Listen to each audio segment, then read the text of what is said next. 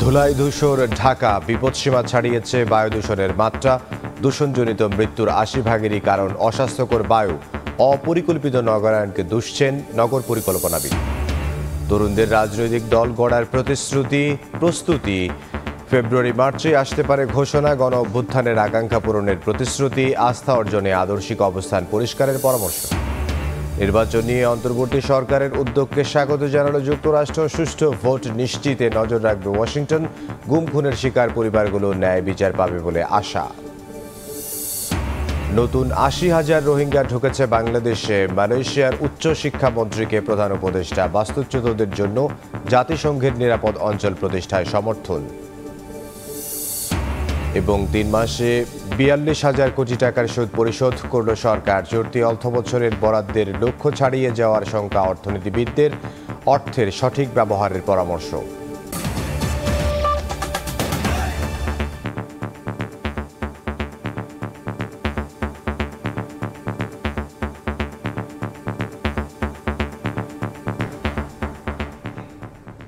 ভোরের সময় সঙ্গে আছি আমি ইমদাদুল হক। ঢাকা শহরে শ্বাস নেয়ায় যেন এক ভোগান্তির নাম।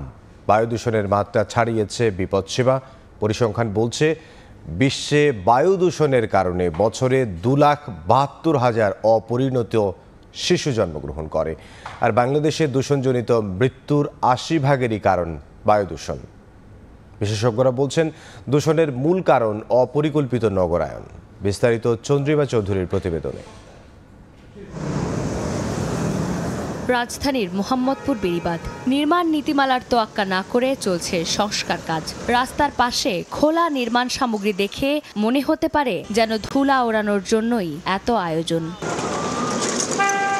বিষাক্ত ধোঁয়ায় ছেয়ে গেছে নগরী। তীব্র বায়ু দূষণে স্থানীয়দের জীবন দুর্বিষহ। এলাকাবাসীর সঙ্গে কথা বলতে গেলে ক্ষোভে ফেটে পড়েন তারা। জানান বছরের পর বছর এই অবস্থা চলতে থাকলেও নেওয়া হয়নি কোনো পদক্ষেপ। এই মিক্সারের গাড়িগুলাই নেই, মানে হালাইলে মানে তার দুধ হইয়া দেখিয়া জনগণের যে দুর্ভোগ এটা দেখার লোক এই দুনিয়া এই বাংলাদেশে নাই। অস্বাভাবিক বায়ু দূষণের সবচেয়ে বেশি ঝুঁকিতে নারী ও 5 বছরের কম বয়সী শিশুরা। এতে শরীরের সাথে দীর্ঘমেয়াদী প্রভাব পড়েছে মানসিক স্বাস্থ্যে। যারা প্রেগনেন্ট ওমেন, এই প্রেগনেন্ট ওমেনে যদি এই দূষিত বাতাসটা সে ইনহেল করে তাহলে কিন্তু তার গর্ভের সন্তানেরও প্রবলেম হয়। বিশ্বব্যাংকের পরিসংখ্যান বলছে শুধুমাত্র এই বায়ু দূষণের কারণে বছরে প্রায় 2,72,000 অপরিণত শিশু জন্মগ্রহণ করে। এই বায়ু দূষণ রোধ করা গেলেই দেশে বছরে প্রায় 1,33,000 মানুষের অকাল মৃত্যু ঠেকানো সম্ভব। অপরিকল্পিত নগরায়ন ও মনিটরিংয়ের অভাবকেই দুষছেন নগর পরিকল্পনাবিদ। উন্নয়ন তত্ত্বের একটা পরিবর্তন দরকার। ঢাকা এমন অবস্থায় চলে গিয়েছে, ঢাকা শহরের আর নতুন একটা ইট নেবারও ক্ষমতা নাই। যত আয়োজন সব ব্যবসায়ীরা তাই চায় যে ঢাকাকে মেরে ফেলা হোক। যোগাযোগ বিশেষজ্ঞ বলছেন যানবাহন ও শিল্প কারখানার কালো ধোঁয়ার বাইরেও নীরব ঘাতক এখন নির্মাণ সামগ্রীর উড়ন্ত ধুলা। দেখা যাচ্ছে ইঞ্জিন অয়েলটা চেঞ্জ করে না, ঠিকমতো রক্ষণাবেক্ষণ করে না মালিক, এবং বিআরটিও দেখা যাচ্ছে যে যখন ফিটনেসের জন্য যায় তখন তারা এই মেইনটেন্যান্সগুলো করেছে কিনা সেটা চেক করে না। ফলে দেখা যাচ্ছে যে অনবরত কিন্তু আমরা বায়ু দূষণের শিকার হচ্ছি। এটি রাজধানী ঢাকার কোনো নতুন চিত্র নয়। সারা বিশ্বে বায়ু দূষণের শীর্ষে অবস্থান করা 180টি দেশের মধ্যে বাংলাদেশের অবস্থান 162তম।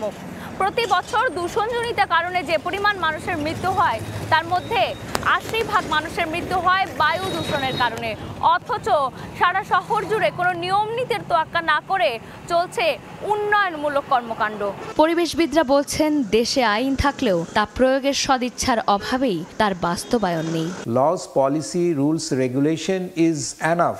আমাদের বাংলাদেশে যেটা আছে, কনস্ট্রাকশন জায়গাগুলোতে যে ম্যাটেরিয়ালগুলো ইউজ করা হয় সেগুলোকে ECR 2023-তে বলা আছে কিভাবে ঢেকে এই কাজগুলো করতে হবে, কিন্তু সেগুলো কিন্তু হচ্ছে না। পৃথিবীতে মাটি আর জলের ভাগাভাগি হলেও স্বচ্ছ আলো আর মুক্ত বায়ুর অধিকার এখনো সবার সমান। তবু ধুলায় ঢাকা এই নগরীতে বিশুদ্ধ বাতাস এক বিলাসিতা। বায়ু দূষণ রোধে পরিকল্পিত নগরায়নের কোনো বিকল্প নেই বলে মন্তব্য সংশ্লিষ্টদের।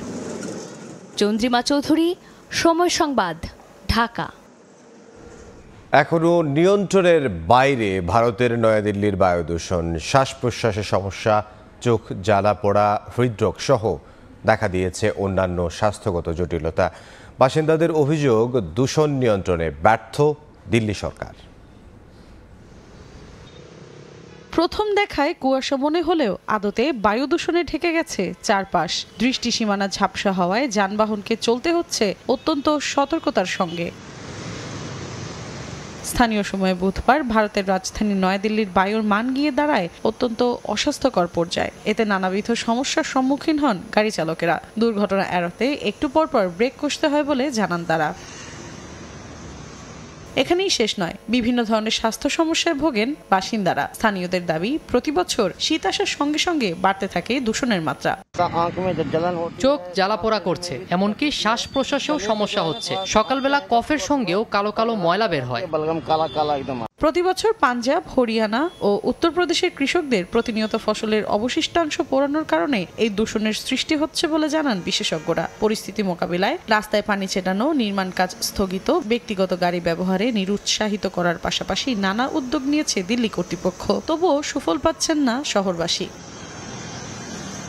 মৌসুমী সাথী, সময় সংবাদ। আসছে ফেব্রুয়ারি মার্চের মধ্যেই গঠিত হতে পারে তরুণদের রাজনৈতিক দল। জাতীয় নাগরিক কমিটির মুখপাত্র জানান, গণ অভ্যুত্থানের আকাঙ্ক্ষা পূরণেই রাজনীতির মাঠে নামছেন তারা। নেতৃত্বে আসতে পারে নাগরিক কমিটি ও বৈষম্য বিরোধীদের পরিচিত মুখরাই।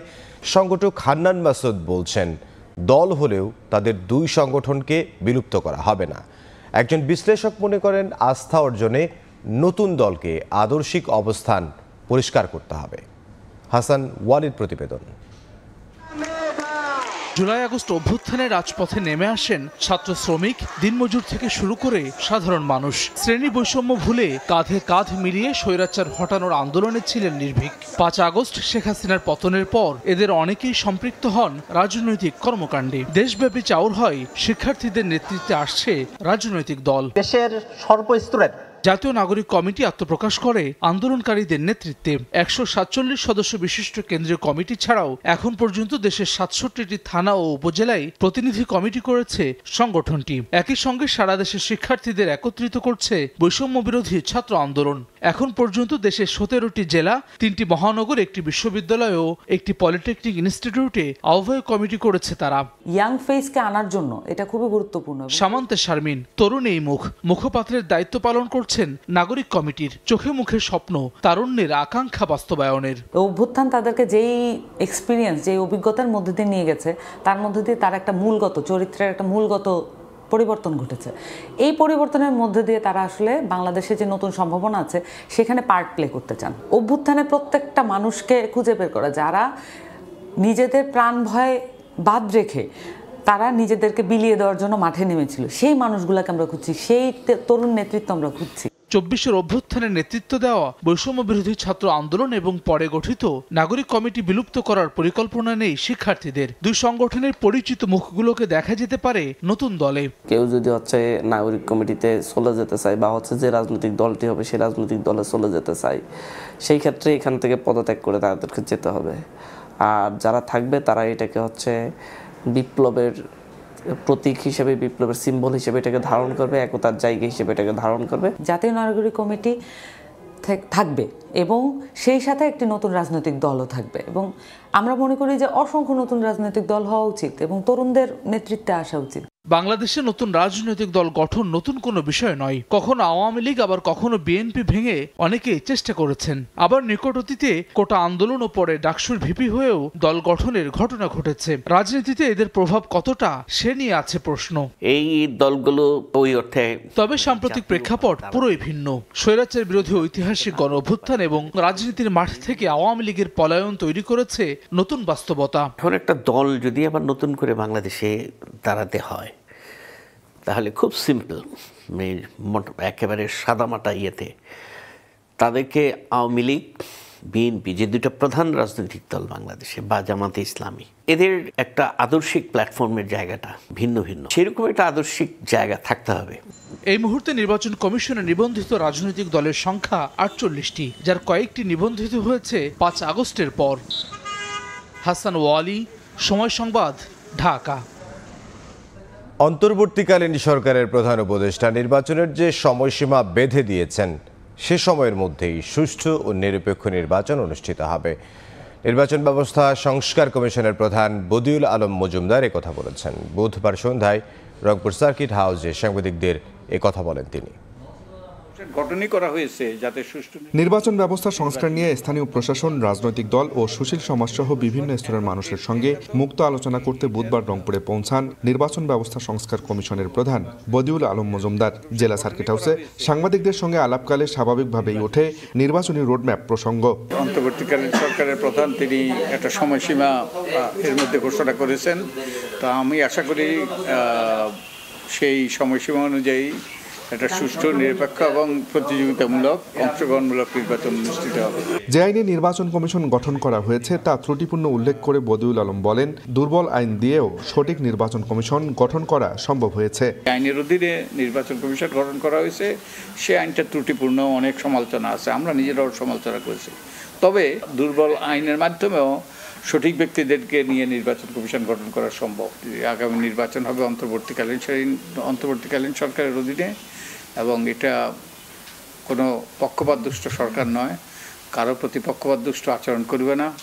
তত্ত্বাবধায়ক সরকার ব্যবস্থা পুনর্বহালের রায়ে গণতান্ত্রিক ব্যবস্থা ফিরে আসার গুরুত্বপূর্ণ দ্বার উন্মোচিত হয়েছে বলেও মন্তব্য করেন সংস্কার কমিশনের প্রধান। না ভোটের বিধান ব্যাপক জনসমর্থন আছে এবং আমাদের প্রচেষ্টায় কিন্তু এটা যুক্ত হয়েছিল। বৃহস্পতিবার জেলা প্রশাসকের কার্যালয়ে বিভিন্ন স্তরের মানুষের সঙ্গে মুক্ত আলোচনায় অংশ নেয়ার কথা আছে তার। আব্দুর রশিদ জীবন, সময় সংবাদ, রংপুর। এদিকে অন্তর্বর্তী সরকারের দেয়ার রোড ম্যাপে বিএনপির প্রত্যাশা পূরণ হয়নি বলে জানিয়েছেন স্থায়ী কমিটির সদস্য সালাহ উদ্দিন আহমেদ। সংস্কারের দোহাই দিয়ে ক্ষমতা কুক্ষিগত করার ভাবনা থাকলে তা মেনে নেওয়া হবে না বলেও মন্তব্য করেন দলের আরেক জ্যেষ্ঠ নেতা ডক্টর AZM জাহিদ। বনানীতে এক অনুষ্ঠানে বুধবার একথা বলেন বিএনপি নেতারা। জিয়াউর রহমান ফাউন্ডেশনের উদ্যোগে বনানীতে মেডিকেল ক্যাম্পের উদ্বোধন করেন স্থায়ী কমিটির সদস্য সালাউদ্দিন আহমেদ। সরকারের দেয়া নির্বাচনের রোডম্যাপ যৌক্তিক হয়নি মন্তব্য করে তিনি বলেন, প্রধান উপদেষ্টার দেয়া ঘোষণায় প্রত্যাশা পূরণ হয়নি বিএনপির। নেহায়েত একটি নির্বাচন সম্পর্কিত সময়ের ধারণা দিয়েছেন তিনি, প্রত্যাশা আমাদের পূরণ হয়নি, কারণ এটার সাথে যৌক্তিকতা যায় না। সময়ের যে যৌক্তিকতা, প্রয়োজনীয় সংস্কার করার জন্য কতদিন লাগতে পারে, কোনোভাবেই 4 থেকে 6 মাসের বেশি লাগার কথা নয়। সুতরাং গণতান্ত্রিক যাত্রাপথে যাতে আমরা কোনো রকমের কৌশল প্রয়োগ না করি, সেই আহ্বান জানাবোই অন্তর্বর্তী সরকারের কাছে। জাতীয় প্রেস ক্লাবে 12 দলীয় জোট আয়োজিত প্রতিবাদ সমাবেশে দলের সিনিয়র নেতা ডাক্তার AZM জাহিদ বলেন, ক্ষমতা কুক্ষিগত করার কৌশল হিসেবে রাষ্ট্র সংস্কারের দোহাই দিয়ে কালক্ষেপণ মেনে নেওয়া হবে না। কোনটা বিশ্বাস করব? প্রধান উপদেষ্টা বললেন ডিসেম্বরের শেষের দিকে এবং 26-এর প্রথম দিকে, পরের দিনই ওনার প্রেস সচিব বললেন এটা আবার 26-এর জুন পর্যন্ত এটা যেতে পারে। প্রেস সচিব মহোদয়, আপনি তো সরকারি চাকরি করেন, বেতন নেন, আপনি কোত্থেকে এই ক্ষমতা পেলেন যে আপনি আপনার প্রধান উপদেষ্টাকেও ক্রস করে চলে গেলেন?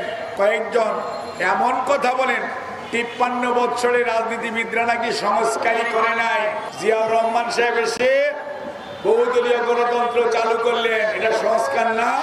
এদিকে রাজধানীতে আলাদা আয়োজনে দলের সিনিয়র যুগ্ম মহাসচিব রুহুল কবির রিজভী বলেন, ভারত বাংলাদেশের বিরুদ্ধে বিষোদ্গার করলে রাজনৈতিক প্রতিবাদ অব্যাহত থাকবে। সারা দুনিয়ার মানুষ জানে যে বাংলাদেশ কত সম্প্রীতির দেশ, কত শান্তির দেশ।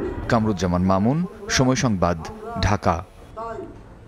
স্বৈরাচারী আওয়ামী লীগ পালিয়ে গেলেও তাদের ষড়যন্ত্র থেমে নেই। 31 দফার সফল বাস্তবায়নের মাধ্যমেই জবাব দেবে বিএনপি, বলেছেন দলের ভারপ্রাপ্ত চেয়ারম্যান তারেক রহমান।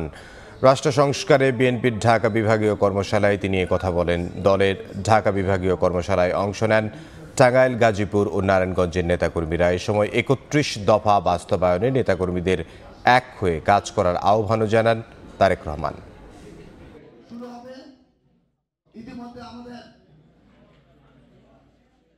যারা দেশি এবং বিদেশি ষড়যন্ত্রকারী, যারা চায় না এদেশে গণতন্ত্র প্রতিষ্ঠিত হোক, যারা চায় না এই দেশের মানুষ রাজনৈতিকভাবে এবং অর্থনৈতিকভাবে সফল হোক, স্বাবলম্বী হোক, আমরা যদি 31 দফা সফল করতে পারি, মানুষের ভোটের অধিকারকে প্রতিষ্ঠিত করতে পারি, তাহলেই তাদেরকে আমাদের জবাব দেওয়া হবে। তাদের কায়দায় আমরা জবাব দেব না, তাদেরকে আমরা জবাব দেব আমাদের কায়দায়। যা আমরা 31 দফায় বলেছি সেই কাজগুলোকে সফল করার মাধ্যমেই আমরা সেই ষড়যন্ত্রকারীদের জবাব দিতে পারবো, সেই স্বৈরাচারদের জবাব দিতে পারবো।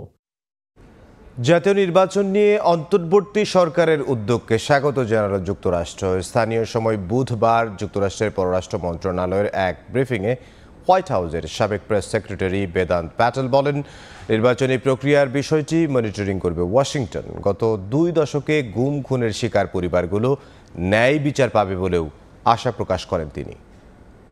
Steps that have been taken by this interim government of Bangladesh to prepare for elections that ultimately will allow the Bangladeshi people to choose their own government representatives. This is something that we're going to continue to monitor regarding the timing, and of course we're going to encourage the respect of the rule of law. Deeply troubled by the reports that hundreds of Bangladeshis were forcibly disappeared over the past 2 decades.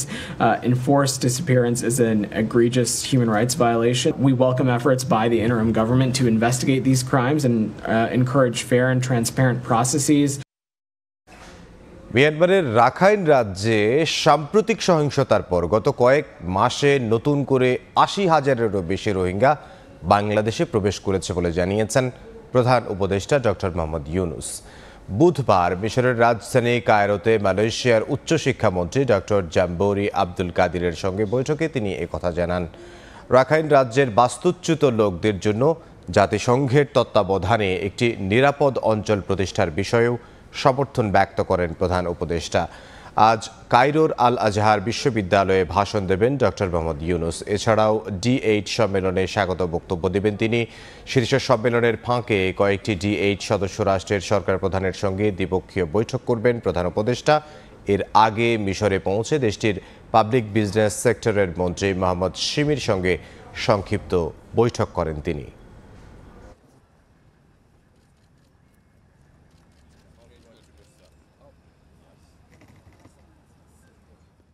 Professor Yunus যেহেতু Bangladesh D8 এর বর্তমানে current chairman, উনি hand over করবেন chairmanship ইজিপ্টের সাথে। আর পুরো সামিটটা হবে, সামিটের ফাঁকে ফাঁকে যারা লিডার আসছেন এখানে তাদের প্রায় সবার সাথেই কথাবার্তা হবে। আর কালকে একটা কি থিম হচ্ছে ইউথ আর SME। আপনি ইউথের নিয়ে উনি কথা বলবেন, ইউথ নিয়ে ওনার যে চিন্তা ভাবনা সেগুলো বলবেন, আর SME নিয়েও উনি বলবেন। বিকজ আর ইউথের ক্ষেত্রে উনি ওনার ফোকাসটা হচ্ছে যে ইউথ ক্যান বি, মানে ওরা নিজেরাই জব ক্রিয়েটর হতে পারে। ইজতেমা মাঠে সংঘর্ষে মৃত্যুর ঘটনায় প্রকৃত দোষীদের গ্রেফতার করে আইনি ব্যবস্থা নেওয়া হবে বলে জানিয়েছেন স্বরাষ্ট্র উপদেষ্টা জাহাঙ্গীর আলম চৌধুরী। বুধবার বিকেলে তাবলিগ জামায়াতের দুপক্ষের সঙ্গে আলাদা বৈঠক শেষে তিনি বলেন, সরকার চায় উভয় পক্ষ আলোচনা করে সমাধানের পথে আসুক। যথাসময়ে ইজতেমা আয়োজনে প্রশাসনকে সহযোগিতার আশ্বাস দিয়েছেন জুবায়েরপন্থীরা। নির্দেশনা অনুযায়ী মুসল্লিদের দ্রুত ইজতেমা মাঠ ছাড়ার নির্দেশ দেন সাতপন্থীরা।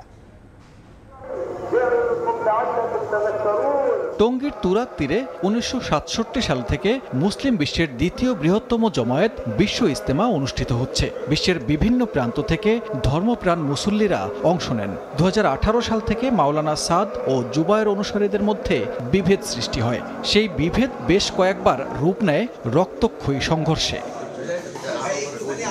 এবার ইজতেমা যেন শান্তিপূর্ণ হয় সে লক্ষ্যে বুধবার সকালে দুই পক্ষের সঙ্গে পূর্ব নির্ধারিত বৈঠক ডাকে স্বরাষ্ট্র মন্ত্রণালয়। কিন্তু তার আগেই মাঠের দখল নিয়ে মঙ্গলবার মধ্যরাতে ঘটে অনাকাঙ্ক্ষিত ঘটনা। এমন পরিস্থিতি সামনে রেখে স্বরাষ্ট্র উপদেষ্টার সভাপতিত্বে কয়েকজন উপদেষ্টার উপস্থিতিতে সাদপন্থীদের সঙ্গে বৈঠক হয়। সাদ অনুসারীরা বলেন, মাঠ ছেড়ে দেওয়ার সরকারি নির্দেশনা মেনে নিয়েছেন তারা। কোনো পক্ষকে উস্কানিমূলক কর্মকাণ্ড থেকেও বিরত থাকার আহ্বান জানান। ওনাদের প্রতি উদাত্ত আহ্বান জানাচ্ছি, সরকারের সিদ্ধান্তকে আমরা মেনে নিয়েছি। আমরা যেহেতু মাঠ ছেড়ে দিচ্ছি, ওনারাও যেন ইসলামের স্বার্থে, দেশের স্বার্থে কোনো রকম সমস্যার চেষ্টা না করেন। এরপর স্বরাষ্ট্র উপদেষ্টা বৈঠক করেন জুবায়ের অনুসারীদের সঙ্গে। 1.5 ঘন্টার বেশি বৈঠক শেষে তাদের নেতা মাওলানা মামুনুল হক এ ঘটনার বিচার দাবি করেন। এই হামলার আগে থেকে এখানে সুনির্দিষ্টভাবে কারা কারা এটার সাথে জড়িত এর অনেক প্রমাণ ইতিমধ্যে জনসম্মুখে চলে এসেছে। আমাদের জোরালো সর্বপ্রথম দাবি রয়েছে, সেটা হলো যে এই সকল হত্যাকাণ্ডের সঙ্গে জড়িত সকল ব্যক্তিবর্গকে গ্রেফতার করতে হবে। বিভাজন দূর করতে দুই পক্ষের ওপরই আলোচনার দায়িত্ব ছেড়ে দেন স্বরাষ্ট্র উপদেষ্টা। তাদের তো অবশ্যই আইনের আওতায় আনতে হবে, এতে তো কোনো ছাড় দেওয়ার কোনো অবকাশ নাই। খুনিদের তো কোনো অবস্থায় ছাড় দেওয়ার কোনো অবকাশ নেই। ডেট দুইটা তো আমরা এখন পর্যন্ত করি নাই, কিন্তু ভাইয়েরা আলোচনা করুক, আলোচনা করার পর আমরা একটা সিদ্ধান্ত নেব। সব সমাধান হলে নির্ধারিত তারিখে ইজতেমা অনুষ্ঠিত হতে পারে বলে জানান মোহাম্মদ জাহাঙ্গীর আলম। সানবীর রূপল, সময় সংবাদ, ঢাকা। দিন যত যাচ্ছে ততই জনগণের ঘাড়ে বাড়ছে রাষ্ট্রীয় ঋণ ও এর সুদের বোঝা। চলতি অর্থবছরের প্রথম 3 মাসে সুদ পরিশোধে ব্যয় হয়েছে 42,000 কোটি টাকার বেশি। এই ধারা অব্যাহত থাকলে সুদ পরিশোধের লক্ষ্যমাত্রা ছাড়িয়ে যাওয়ার আশঙ্কা করছেন অর্থনীতিবিদরা। ঋণ ও সুদের ক্রমবর্ধমান চাপ থেকে মুক্তি পেতে তাই স্বল্প সুদের ঋণের উৎসগুলোর দিকে নজর দেওয়ার পাশাপাশি অর্থের সঠিক ব্যবহার নিশ্চিতে সরকারকে কঠোর হওয়ার পরামর্শ দিচ্ছেন তারা। ইয়ানুর সিফাতের রিপোর্ট। রাজস্ব আদায়ে লক্ষ্য পূরণ করতে প্রায় প্রতি বছরই বাজেট ঘাটতি পূরণে ঋণের ওপর নির্ভর করতে হয় সরকারকে। পরে যা শোধ হয় সুদে আসলে। চলতি অর্থ বছরে ঋণের সুদ বাবদ প্রায় 1.25 লাখ কোটি টাকা বরাদ্দ রাখা হয়েছে। এর মধ্যে 42,388 কোটি টাকা ব্যয় হয়েছে প্রথম 3 মাসে, যা বরাদ্দের 37% বেশি। অর্থনীতিবিদরা বলছেন, বিগত বছরগুলোয় মেগা প্রকল্প বাস্তবায়নে বাছ বিচার ছাড়াই বাড়ানো হয়েছে ঋণের বোঝা, যার মাসুল গুনতে হচ্ছে। প্রজেক্টের কস্ট 10,000 কোটি টাকা থেকে 30,000 কোটি হয়েছে, কিন্তু সেখানে যেসব প্রাক্কলন করা হয়েছে এটা থেকে কি লাভ হবে, কি আমাদের ইকোনমিক রিটার্ন আসবে, ফাইন্যান্সিয়াল রিটার্ন আসবে, কস্ট বেনিফিট অ্যানালাইসিস কি, এগুলো কিন্তু কিছু পরিবর্তন করা হয় না। তার ফলে দেখা যাচ্ছে যে ওখান থেকে যে টাকাটা আমরা আয় হিসাবে যেটা আমরা পাচ্ছি সেটা দিয়ে অনেক সময় দেখা যাচ্ছে যে আমাদের ঋণ পরিশোধ করাটা তখন সম্ভব হচ্ছে না। অর্থ মন্ত্রণালয়ের তথ্য, চলতি অর্থ বছরের প্রথম প্রান্তিকে বিদেশি ঋণ নেওয়া হয়েছে 4,000 কোটি টাকা, আর আগের ঋণ পরিশোধ করা হয়েছে 7,000 কোটি টাকার বেশি। অন্যদিকে দেশের ব্যাংক থেকে 25,000 কোটি টাকার ঋণের বিপরীতে 26,000 কোটি টাকার বেশি শোধ করা হয়েছে। ঋণ গ্রহণের খরচে খাত সঞ্চয়পত্র থেকে এবার 15,400 কোটি টাকা তুলতে চায় সরকার।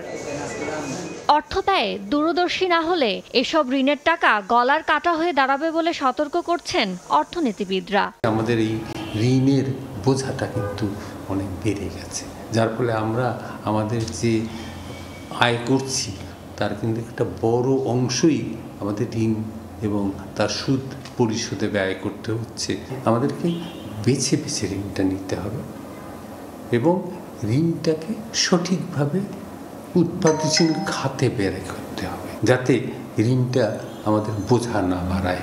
চলমান রাজনৈতিক অনিশ্চিত পরিস্থিতিতে বিনিয়োগ কম হওয়ায় বাজেট ঘাটতি পূরণে ঋণ করার ক্ষেত্রে আরও বেশি কৌশলী হওয়ার পরামর্শ তাদের। ইয়ানুর সিফাত, সময় সংবাদ, ঢাকা। এবারও পবিত্র রমজানে আজওয়া, মরিয়াম, মাবরুম এবং আম্বারের মতো অভিজাত খেজুর আমদানির ক্ষেত্রে প্রতি কেজিতে 400 টাকার বেশি শুল্ক পরিশোধ করতে হবে। চট্টগ্রাম কাস্টমস হাউসের নতুন শুল্ক হার অনুযায়ী আলজেরিয়া এবং তিউনিশিয়া থেকে আসা সাধারণ খেজুরের শুল্ক হার হবে প্রতি কেজিতে 250 টাকা। আমদানি বাড়াতে শুল্ক হার কমানো হলেও ডলারের রেট বেড়ে যাওয়ায় এই শুল্ক হার খেজুরের দাম কমানোতে তেমন ভূমিকা রাখবে না দাবি ব্যবসায়ীদের। শেখর টিপুর ক্যামেরায় বিস্তারিত জানাচ্ছেন কমল দে। চলতি অর্থ বছরে আজওয়া, মরিয়ম, মেরজুল, মাবরুম এবং আম্বার খেজুর আমদানির ক্ষেত্রে প্রতি কেজিতে 3.75, আলজেরিয়া, তিউনিশিয়ান খেজুরে 2.30 এবং ইরাকের খেজুরে $1 শুল্ক হার পরিশোধ করতে হবে। এছাড়া প্যাকেটজাত খেজুরে 2.50, বস্তার শুকনো খেজুরে $2 এবং ভেজা খেজুরে 70 সেন্ট শুল্ক হার নির্ধারণ করা হয়েছে। জাতীয় রাজস্ব বোর্ড এবং ট্যারিফ কমিশনের নির্দেশনা অনুযায়ী চট্টগ্রাম কাস্টম হাউস বুধবার এই শুল্ক হার কার্যকর করেছে। কোনো বিবেচনাপূর্বক নতুন মূল্য আমরা নির্ধারণ করেছি। আর জাতীয় রাজস্ব বোর্ডও এক্ষেত্রে খেজুরের ট্যাক্স রেট কমিয়েছেন। আমদানিকারকরা শীঘ্রই এলসি খুলবেন এবং এই যে আমরা যে বেনিফিট তাদের দিয়েছি এক্ষেত্রে বাজারে এটা খুবই ভালো প্রভাব পড়বে বলে আমরা আশা করছি। 2022-23 অর্থ বছর পর্যন্ত কোনো রকম শ্রেণী বিভাগ ছাড়াই মাত্র 50 সেন্ট থেকে $2.50 আমদানির উপর খেজুরের শুল্কায়ন করত চট্টগ্রাম কাস্টম হাউস। তবে গত অর্থবছরে ব্যবসায়ীরা কারসাজির মাধ্যমে খেজুরের দাম লাগামহীন করায় সরকার শেষ পর্যন্ত শুল্ক হার বাড়িয়ে দেয়। নতুন যেগুলো ডিউটি কমাচ্ছে খেজুরের, এগুলো আজও বন্ধ আসে নাই, সেই জন্য আজও এখানে প্রভাব পড়ে নাই। নতুন খেজুর যদি দোকানে ঢুকে তাহলে এগুলো প্রভাব পড়বে, কমে যাবে দর। 10% কমেছে, যেখানে 100 ডিউটি দিতে হচ্ছে। এমন খেজুর আছে 1 কেজিতে শুধু 400 টাকা কেজিতে ডিউটি দিতে হচ্ছে। ওই খেজুরগুলো এখন কমাইছে মাত্র আপনার 20 টাকা 25 টাকা কেজিতে। এদিকে মাত্রাতিরিক্ত শুল্ক হারের কারণে রমজান সামনে রেখে খেজুর আমদানি অর্ধেকে নেমেছে। গত 15 ডিসেম্বর পর্যন্ত 5.5 মাসে চট্টগ্রাম বন্দর দিয়ে আমদানি হয়েছে 3,355 মেট্রিক টন, অথচ গত অর্থ বছরের এই সময়ে আমদানি হয়েছিল 6,981 মেট্রিক টন। আসছে রমজানে 40 থেকে 50,000 মেট্রিক টন খেজুরের চাহিদা রয়েছে বাংলাদেশে। গত বছর এই সময় আমরা 1 লাখ 1.5 লাখ টাকা বিক্রি করতাম, সেখানে আমরা এখন 10,000 টাকা বিক্রি করতে পারতেছি। মার্কেট গুডে কোনো বিক্রি হচ্ছে না, সবাই মনে করছে আরো দাম কমবে, এই আশায় বসে আছে সবাই। গত একটু মরিয়ম আছে 2,000 টাকা তুন 7,000 টাকা পর্যন্ত আছে, কিন্তু বিক্রি তো হয়নি। ডেলি আবার দাম পড়তেছে একটু একটু একটু একটু নর্মাল করে হচ্ছে, বেচা কিনে খুব কম। বর্তমানে পাইকারি পর্যায়ে 5 কেজির প্রতি প্যাকেট আজোয়া 4,500, মরিয়ম 7,000, কালমি 3,300, ইরানি মরিয়ম 4,900 টাকা এবং ম্যাটজুল 5,700 টাকা দরে বিক্রি হচ্ছে। পবিত্র রমজানে ইফতারের অন্যতম অনুষঙ্গ খেজুর আমদানির উপর সরকার যে শুল্ক হার কমিয়েছে তা বাস্তবায়ন শুরু করেছে চট্টগ্রাম কাস্টম হাউস। তবে নতুন শুল্ক হারের আমদানি করা খেজুর এখনও বাজারে আসেনি। এর মাঝে প্রতি খেজুরের দাম কমতে শুরু করেছে কেজিতে 100 থেকে 150 টাকা পর্যন্ত। রমজান যত সন্নিকটে আসবে ততই খেজুরের দাম সাধারণ মানুষের নিয়ন্ত্রণে আসবে, এমনটি বলছেন আমদানিকারক এবং ব্যবসায়ীরা। চট্টগ্রামের ফলমন্ডি থেকে কমল দে, সময় সংবাদ। প্রায় 4 বছর পর অন্তর্বর্তী সরকারের উদ্যোগে চালু হচ্ছে বন্ধ থাকা উত্তরের 6টি চিনিকল। প্রথম দফায় শ্যামপুর ও সেতাবগঞ্জে চালু হবে, বাকিগুলো চালু করা হবে পর্যায়ক্রমে। সরকারের এমন পরিকল্পনায় খুশি শ্রমিক, কর্মচারী ও আখ চাষি। তবে পুরোপুরি উৎপাদনে যেতে সময় লাগবে আরও 1 বছর। অর্থনীতিবিদদের মতে লাভজনক করতে চিনিকলগুলো আধুনিকায়নের পাশাপাশি গুরুত্ব দিতে হবে অনিয়ম ও অব্যবস্থাপনা রোধে। নাজমুল ইসলাম নিশাতের রিপোর্ট। 2020 সালে তৎকালীন সরকার লোকসানের অজুহাতে বন্ধ করে দেয় দেশের 6টি রাষ্ট্রায়ত্ত চিনিকল। প্রতিশ্রুতি দেওয়া হয়েছিল খুব দ্রুতই আধুনিকায়নের মধ্য দিয়ে এসব সুগার মিল চালুর উদ্যোগ নেওয়া হবে, তবে তা বাস্তবায়নে নেওয়া হয়নি কোনো কর্মপরিকল্পনা। এরপর চিনিকল চালুর দাবিতে আন্দোলনে নামেন শ্রমিক, কর্মচারী ও আখ চাষি। অবশেষে 4 বছর পর চিনিকল চালুর উদ্যোগ নিয়েছে অন্তর্বর্তী সরকার। প্রথম দফায় চালু হবে শ্যামপুর ও সেতাবগঞ্জ চিনিকল, দ্বিতীয় ধাপে পঞ্চগড় ও পাবনা চিনিকল এবং তৃতীয় ধাপে কুষ্টিয়া ও রংপুর চিনিকল চালু হবে। সরকারের এমন পরিকল্পনায় খুশি চিনিকল সংশ্লিষ্ট লক্ষাধিক মানুষ। অন্য ফসলের অনেক মূল্য, এই দিক দিয়ে আখের মূল্যটা জরুরি বৃদ্ধি করতে হবে। সুগার মিলে যখন চালু ছিল এখানে কমপক্ষে 1,000 শ্রমিক ছিল। এই 1,000 শ্রমিকের লেনদেন হবে এখানে, কোটি কোটি টাকার বিনিময় হবে এখানে, তখন অর্থনীতিটা আমাদের নতুন করে ফিরে পাবো আমরা। দ্রুত সরকারের সিদ্ধান্ত বাস্তবায়ন, এইটা আমাদের কর্পোরেশনের কাছে দ্রুত দাবি। চিনিকল কর্তৃপক্ষ বলছে এরই মধ্যে মিলগুলো চালু করতে যথাযথ উদ্যোগ নেওয়া হয়েছে। আগামী 1 বছরের মধ্যে এটা চালু করার মতন অবস্থায় আছেন। মিল ম্যানেজমেন্টের পক্ষ থেকে কারখানাতে পরিষ্কার করা থেকে শুরু করে অন্যান্য কাজ অলরেডি শুরু করে দিয়েছে, যেন আগামীতে খুব তাড়াতাড়ি চালু করা যায়। তবে অর্থনীতিবিদদের মতে বছরব্যাপী আখের প্রাপ্যতা নিশ্চিত করা, অনিয়ম ও অব্যবস্থাপনা রোধ করার পাশাপাশি এসব চিনিকলকে আধুনিকায়ন করা না গেলে লাভজনক প্রতিষ্ঠানে পরিণত করা সম্ভব হবে না। পর্যাপ্ত আখ সরবরাহ নিশ্চিত করে যদি পূর্ণ সক্ষমতায় এই চিনিকলগুলো আপনি অপারেট করতে পারেন তাহলে লাভের মুখ দেখা সম্ভব। চিনিকলগুলোকে আধুনিকায়নের মাধ্যমে ডিস্টিলারি স্থাপন করে আপনি বাই প্রোডাক্ট, শুধুমাত্র সুগারের উপর আপনি নির্ভর না থেকে বাই প্রোডাক্ট উৎপাদনের দিকে মনোনিবেশ করতে হবে। এই অনিয়ম এবং অব্যবস্থাপনা যাতে পুনরাবৃত্তি না করে, এই জন্য আপনাকে যত ধরনের দুর্নীতি এবং অনিয়ম আছে সেগুলো রোধ করতে হবে। 60-এর দশকে গড়ে ওঠা এই 6 চিনিকলের দৈনিক আখ মারাইয়ের সক্ষমতা গড়ে 1,500 মেট্রিক টন। নাজমুল ইসলাম নিশাত, সময় সংবাদ, রংপুর। ভোরের সময় আরও থাকছে।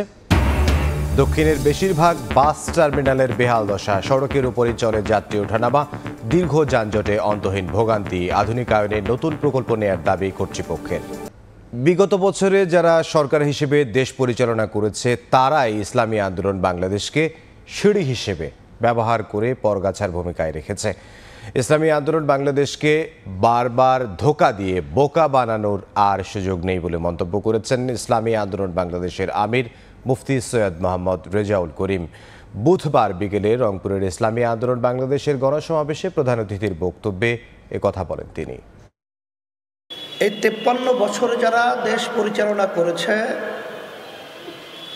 এরা বারবার ইসলামকে, ওলামায়ে কেরামদেরকে, ইসলামী দলকে বিভিন্ন কৌশলে সিঁড়ি হিসেবে ব্যবহার করে আমাদেরকে বারবার পরগাছার ভূমিকায় রেখেছে। এরা আসলে মূলত দেশের জনগণের কল্যাণের চেয়ে নিজের কল্যাণটাকে অগ্রাধিকার দিয়েছে। জুলাই আগস্টের পরে এখন বাংলাদেশের ভিতরে ইসলামকে রাষ্ট্রীয় পর্যায়ে ক্ষমতায় নেয়ার একটা পরিবেশ তৈরি হয়েছে। গত 16 বছর শেখ হাসিনা মুক্তিযুদ্ধের দোকান খুলে টোটকা মলম বিক্রি করেছে, কিন্তু ইতিহাস সেটা নয়, তাদের ইতিহাস পলায়নের। এমন মন্তব্য করেছেন বিএনপির জাতীয় স্থায়ী কমিটির সদস্য ইকবাল হাসান মাহমুদ টুকু। বুধবার বিকেলে যশোর টাউন হল ময়দানে আয়োজিত সমাবেশে প্রধান অতিথির বক্তব্যে একথা বলেন তিনি। মুক্তিযুদ্ধের দোকান খুলেছিল এবং সেই দোকানে মালিকানা নিয়েছিল এবং নানান রকমের টোটকা মলম বিক্রি করেছে 16 বছর। ইতিহাসকে বিকৃতি করে মুক্তিযুদ্ধকে তার বাবার এবং তার ভ্যানিটি ব্যাগের সম্পদ বানিয়েছিল। 4 আগস্ট পর্যন্ত গাছের পাতাও আওয়ামী লীগ ছিল।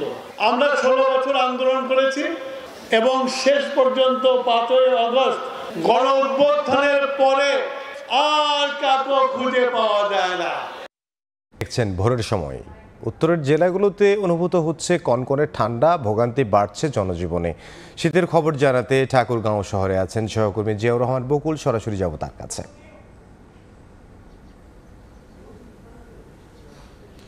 রংপুর জেলা সহ উত্তরের যে জেলাগুলো রয়েছে সেই জেলাগুলোতে প্রচণ্ড শীত অনুভূত হচ্ছে এবং কনকনে শীতের কারণে সাধারণ মানুষের যে স্বাভাবিক চলাফেরা তা কিন্তু অনেকটাই স্থবিরতা নেমে এসেছে, এটি কিন্তু আমরা লক্ষ্য করছি।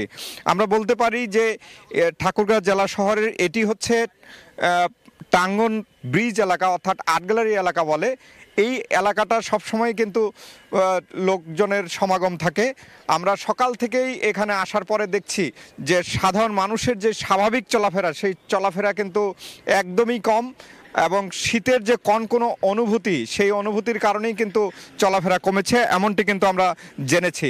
আমরা কথা বলেছিলাম যে হাসপাতালগুলোর যারা দায়িত্বে রয়েছেন তাদের সাথে, তারা বলছেন যে এই শীতের কারণে শিশু এবং বয়োবৃদ্ধ যারা রয়েছে তারা কিন্তু সবচেয়ে বেশি রোগাক্রান্ত হচ্ছে এবং অন্যান্য সময়ের তুলনায় এই সময়ে হাসপাতালগুলোতে সবচেয়ে বেশি কিন্তু রোগীর সংখ্যা বাড়ছে।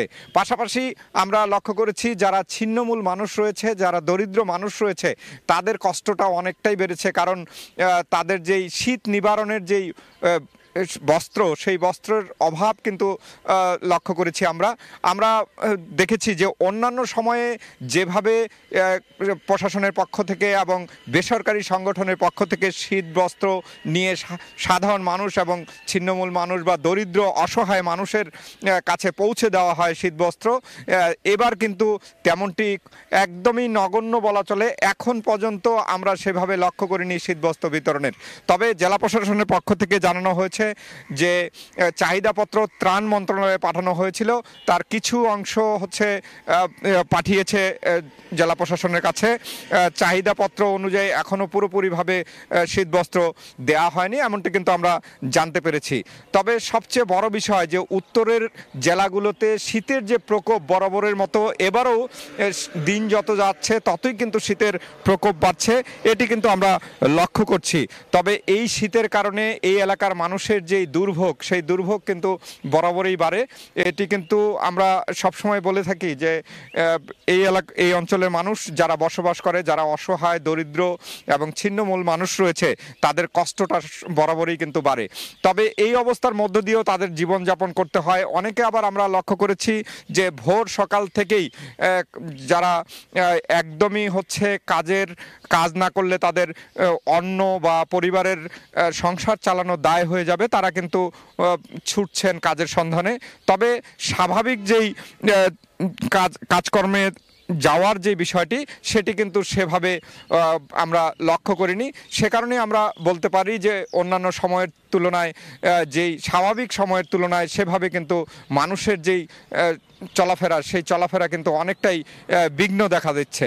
তো এই ছিল ঠাকুরগাঁ থেকে আমার কাছে শীতের সবশেষ। ঠাকুরগাঁও থেকে সহকর্মী জিয়াউর রহমান বকুল আমাদেরকে জানাচ্ছিলেন শীতের তীব্রতা নিয়ে। দীর্ঘদিন সংস্কার না হওয়ায় বেহাল অবস্থায় খুলনা অঞ্চলের বেশিরভাগ জেলার বাস টার্মিনালের মূল টার্মিনালে জায়গা না পেয়ে পাশের সড়কের ওপর যাত্রী ওঠানামা করছে পরিবহনগুলো। এ কারণে সৃষ্টি হচ্ছে যানজটের। তবে কর্তৃপক্ষ বলছে নতুন প্রকল্পে বাস টার্মিনাল আধুনিকায়নের কাজ শুরু হয়েছে। জেলা রিপোর্টারদের সহায়তায় আব্দুল্লাহ আল মামুন রুবেলের প্রতিবেদন, ছবি তুলেছেন নেয়ামুল হোসেন কোচি। খুলনা নগরীর অন্যতম প্রবেশদ্বার সোনারাঙ্গা মোড়ে যানজটের এ চিত্র নিত্যদিনের। সড়কের ওপর এলোমেলোভাবে পরিবহন রেখে যাত্রী ওঠানামার চিত্র স্বাভাবিক ঘটনায় পরিণত হয়েছে।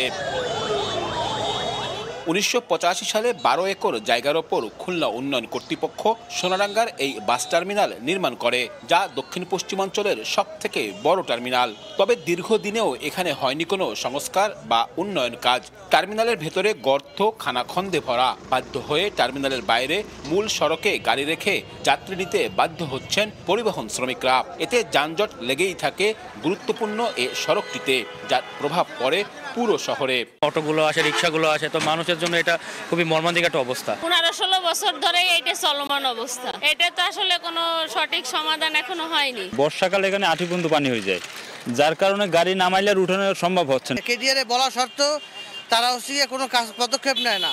শুধু খুলনা নয়, দক্ষিণাঞ্চলের বেশিরভাগ বাস টার্মিনালেই একই দশা। 30 বছর আগে নির্মিত ঝিনাইদহ বাস টার্মিনালে সংস্কার হয়নি দীর্ঘদিনেও। মূল ভবনে এখন ইঁদুর বাদুরের বসবাস। নেই যাত্রীদের জন্য কোনো বিশ্রামাগার। সীমানা প্রাচীর না থাকায় অরক্ষিত সাতক্ষীরা ও মেহেরপুরের মূল টার্মিনাল। গাড়ির চাপ বৃদ্ধিতে স্থান সংকুলান হয় না টার্মিনালের ভেতরে। এখানেও সড়কের উপর পরিবহন রেখে করা হয় যাত্রী ওঠানামা। 2004 সালে নির্মাণের পর বাগেরহাট বাস টার্মিনালে সংস্কার নেই বহুদিন। যানবাহন প্রবেশ ও বের হতে বিভিন্ন স্থানে খানাখন্দকে পড়তে হয়। প্রায় পরিত্যক্ত অবস্থায় রয়েছে চুয়াডাঙ্গার আন্তজেলা টার্মিনালটি। জরাজীর্ণ মূল ভবন ব্যবহারের অনুপযোগী হওয়ায় কোনো কাউন্টারই নেই সেখানে। এসব অবস্থা থেকে পরিত্রাণের জন্য পরিবহন ব্যবসায়ীরা বারবার দাবি জানিয়েও কোনো ফল পাচ্ছেন না। গাড়ি ঘোড়া রাখার জায়গা নেই, টার্মিনাল বড় করতে হবে। জায়গার সংকট, আমরা বাস রাখতে পারি না। একটা টিভির থেকে এসে 1 ঘন্টা মতো আমাদের জামে পড়ে থাকতে হয় টার্মিনালে। কাউন্টারের সামনে দেখা যাচ্ছে আমরা যদি 10 জন লোক বসার কোনো একটা স্পেস বা ওইরকম জায়গা পাই না।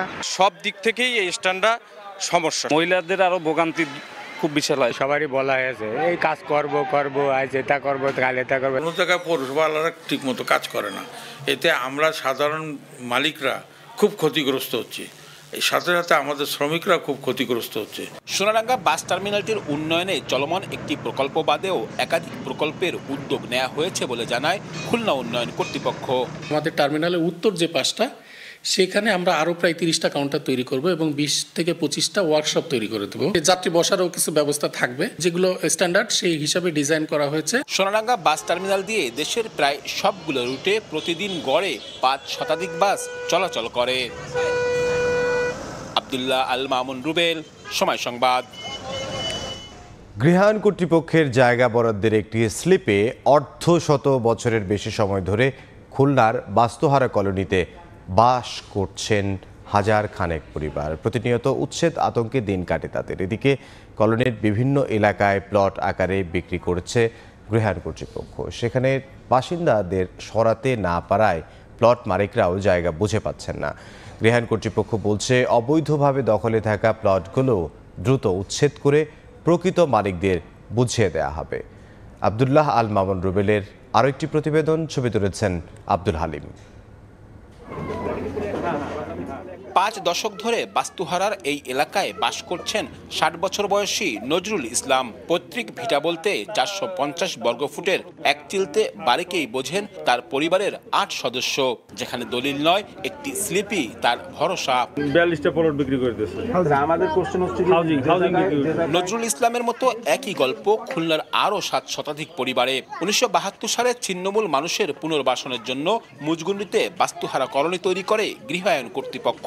পরবর্তীতে কলোনির 8 একর জায়গায় বসবাসকারীদের স্থায়ী বরাদ্দের আশ্বাস দিয়ে দেয়া হয় একটি স্লিপ। তবে দীর্ঘ 52 বছরেও জমির স্থায়ী দলিল পাননি। এর সাথে তাল বাহানা করতেছে এই জায়গাটা নিয়ে, যে কোনো মুহূর্তে আমরা একটা ভয়ে আছি যে কোন সময় আমাদের জায়গাটা নিয়ে যায়। এইটা আমরা এই ধরনের ভয়ে থাকতে চাই না। এখন যদি এটা রেজিস্ট্রি করে দিত তাহলে তো সবার জন্য ভালো হতো। আমরা গরিব মানুষ, এতগুলো মানুষ আমরা কোথায় যাব? এদিকে একই কলোনি এলাকায় পাশেই 2 একর জায়গায় বাস করছেন ছিন্নমূল আরও প্রায় 200 পরিবার। তবে 1987 সালে গৃহায়ন কর্তৃপক্ষ এই জায়গাটি লটারির মাধ্যমে প্লট আকারে বিক্রি করে। 35 বছর পার হলেও এখনও জায়গা বুঝে পাননি 42 প্লট মালিকরা। এতে একদিকে বাসিন্দারা আছেন উচ্ছেদ আতঙ্কে, অন্যদিকে প্লট মালিকরাও জায়গা বুঝে পাওয়া নিয়ে আছেন শঙ্কায়। এই যে মাঝে আমাদের মাইকিং করে গেছে, আমরা 3 দিন 4 দিন আমরা কিছু খাওয়া দাওয়া করি নাই। স্মার্ট কার্ড, জন্ম নিবন্ধন সবই এখানে। আমরা যদি এখান থেকে আমাদের উচ্ছেদ করা হয়, আমরা তো নাগরিকত্ব হারাই ফেলাবো। হয় আমাদের বরাদ্দ দেবে, আর নালি আমাদের অন্য জায়গায় পুনর্বাসন করে আমাদের উচ্ছেদ করবে। আমাদেরকে উচ্ছেদ করার জন্য অবশ্যই আমাদের পুনর্বাসনের দরকার আছে, কারণ আমরা তো এই দেশের নাগরিক। আজ 30 বছর ধরে আমরা সে জমিটা বুঝে পাচ্ছি না। বারবার যখন তাদের দ্বারস্থ হই তখন আমাদেরকে তারা আশ্বস্ত করছেন, দিচ্ছেন, দিবেন। আমরা যাতে এই 42টি প্লট আমরা বুঝে পাইতে পারি, আমাদের ন্যায্য অধিকার যাতে আমরা পেতে পারি।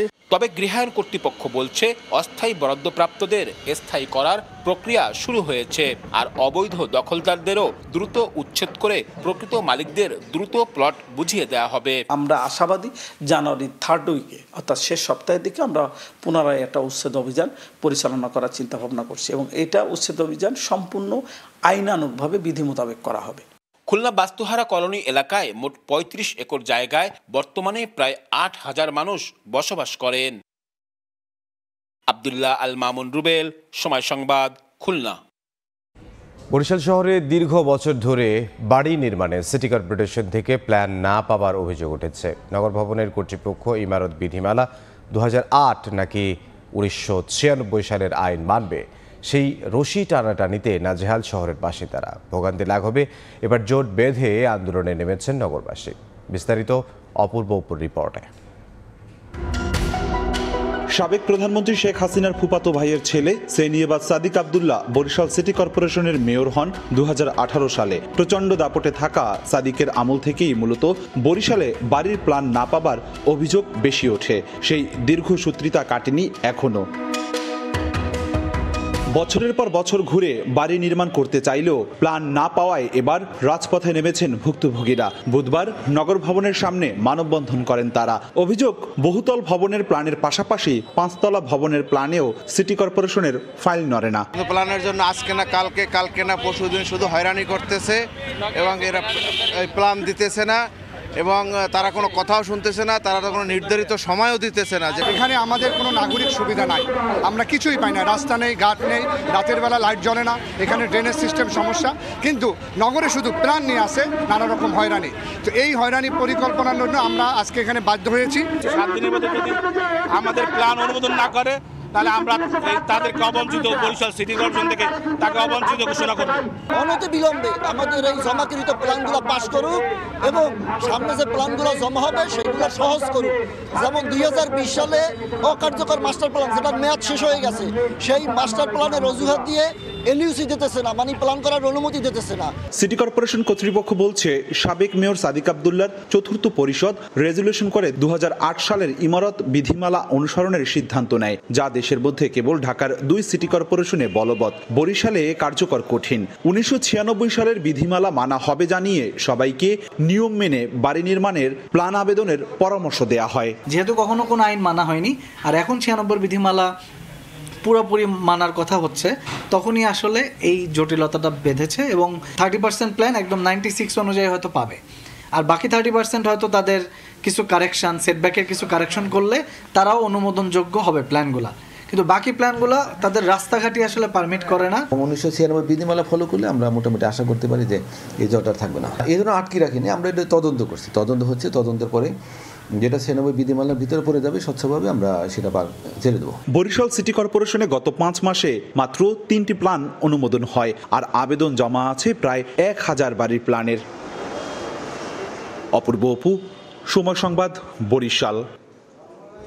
প্রতিবছর গ্রীষ্ম মৌসুমে কুষ্টিয়ায় গড়াই নদীর তলদেশে শুকিয়ে গেল, এবার শীতকালের আগেই নদীতে চর জেগেছে। এতে বন্ধের পথে নৌ যোগাযোগ। স্থানীয়দের অভিযোগ, খনন করা বালু নদীতে ফেলায় মিলছে না স্থায়ী সমাধান।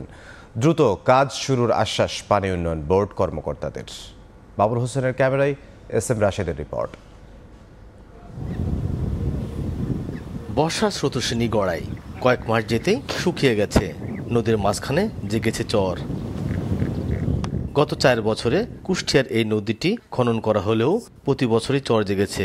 সংশ্লিষ্টদের দেওয়া তথ্য অনুযায়ী এতদিন নদীর 35 কিলোমিটার অংশ খনন করে অপসারণ করা হয়েছে 1,90,00,000 ঘনমিটার বালু।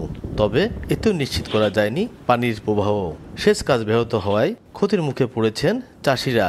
স্থানীয়রা বলছেন, খনন করা বালু ফেলা হচ্ছে নদীতেই, এতেই হচ্ছে না স্থায়ী সমাধান।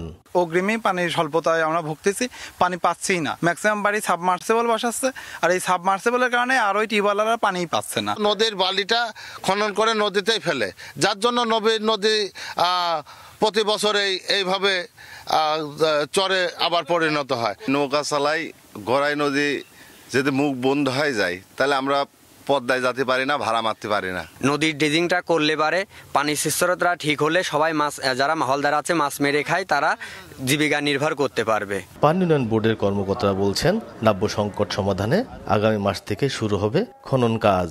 প্রজেক্টটা জুন 2025 পর্যন্ত চলমান থাকবে। এরপরে আমরা স্টাডির রিপোর্ট IWM কর্তৃক 70 কিলোমিটার পর্যন্ত স্টাডি চলমান আছে। এরপরে ডিবি হলে আমরা এই আবার ড্রেজিং কাজ শুরু করতে পারবো। গড়াই খনন প্রকল্পে 2024-25 অর্থ বছরে সরকার বরাদ্দ দিয়েছে 6 কোটি টাকা। SM রাশেদ, সময় সংবাদ, কুষ্টিয়া। সরকারের কাছে ধান বীজ দিলেও দর জানেন না কৃষকরা। 3 মাস পর বিএডিসি যে দর নির্ধারণ করে তাই মেনে নিতে হয়। অনেক সময় সরকার নির্ধারিত দর খুচরা বাজারের চেয়ে কম হয়। চুয়াডাঙ্গায় আউশ ধান বীজের দাম কম পাওয়ার এবার আমন ধানের বীজ দিচ্ছেন না চাষিরা। এতে মুখ থুবড়ে পড়েছে জেলার ধান বীজ সংগ্রহ কার্যক্রম। মাহফুজ মামুনের তথ্য, চিত্র রিপোর্ট। বাংলাদেশ কৃষি উন্নয়ন কর্পোরেশনের আওতায় সারা দেশে চুক্তিবদ্ধ কৃষকদের কাছ থেকে ধান বীজ সংগ্রহ করা হয়। দাম নির্ধারণের আগেই প্রতিষ্ঠানগুলো কৃষকদের কাছ থেকে বীজ সংগ্রহ করে, তারপর নির্ধারণ করা হয় বীজের দাম। গত অক্টোবরে চুয়াডাঙ্গায় কৃষকদের কাছ থেকে আউশ ধান বীজ সংগ্রহ করে জেলার বিএডিসি অফিস। প্রতিষ্ঠানটি গত 4 ডিসেম্বর প্রতি কেজি আউশ ধান বীজের দাম নির্ধারণ করে 49 টাকা। কৃষকরা বলছেন, 3 মাস আগে খুচরা বাজারে প্রতি মন আউশ ধানের দাম ছিল 1600 টাকা। 1 মন ধান বীজে রূপান্তর করলে ওজন হয় 32 কেজি। সে হিসেবে প্রতি কেজি ধান বীজে খরচ হয় 55 টাকার উপর। কিন্তু সরকার যে দাম নির্ধারণ করেছে তাতে কৃষকদের প্রতি কেজিতে লোকসান 5 টাকার উপর। এ কারণে আমন মৌসুমের ধান বীজ দিচ্ছেন না তারা। চাষিরা ন্যায্য মূল্য পায়নি দেখে চাষিরা এখন ওই বীজ আমাকে দিচ্ছে না।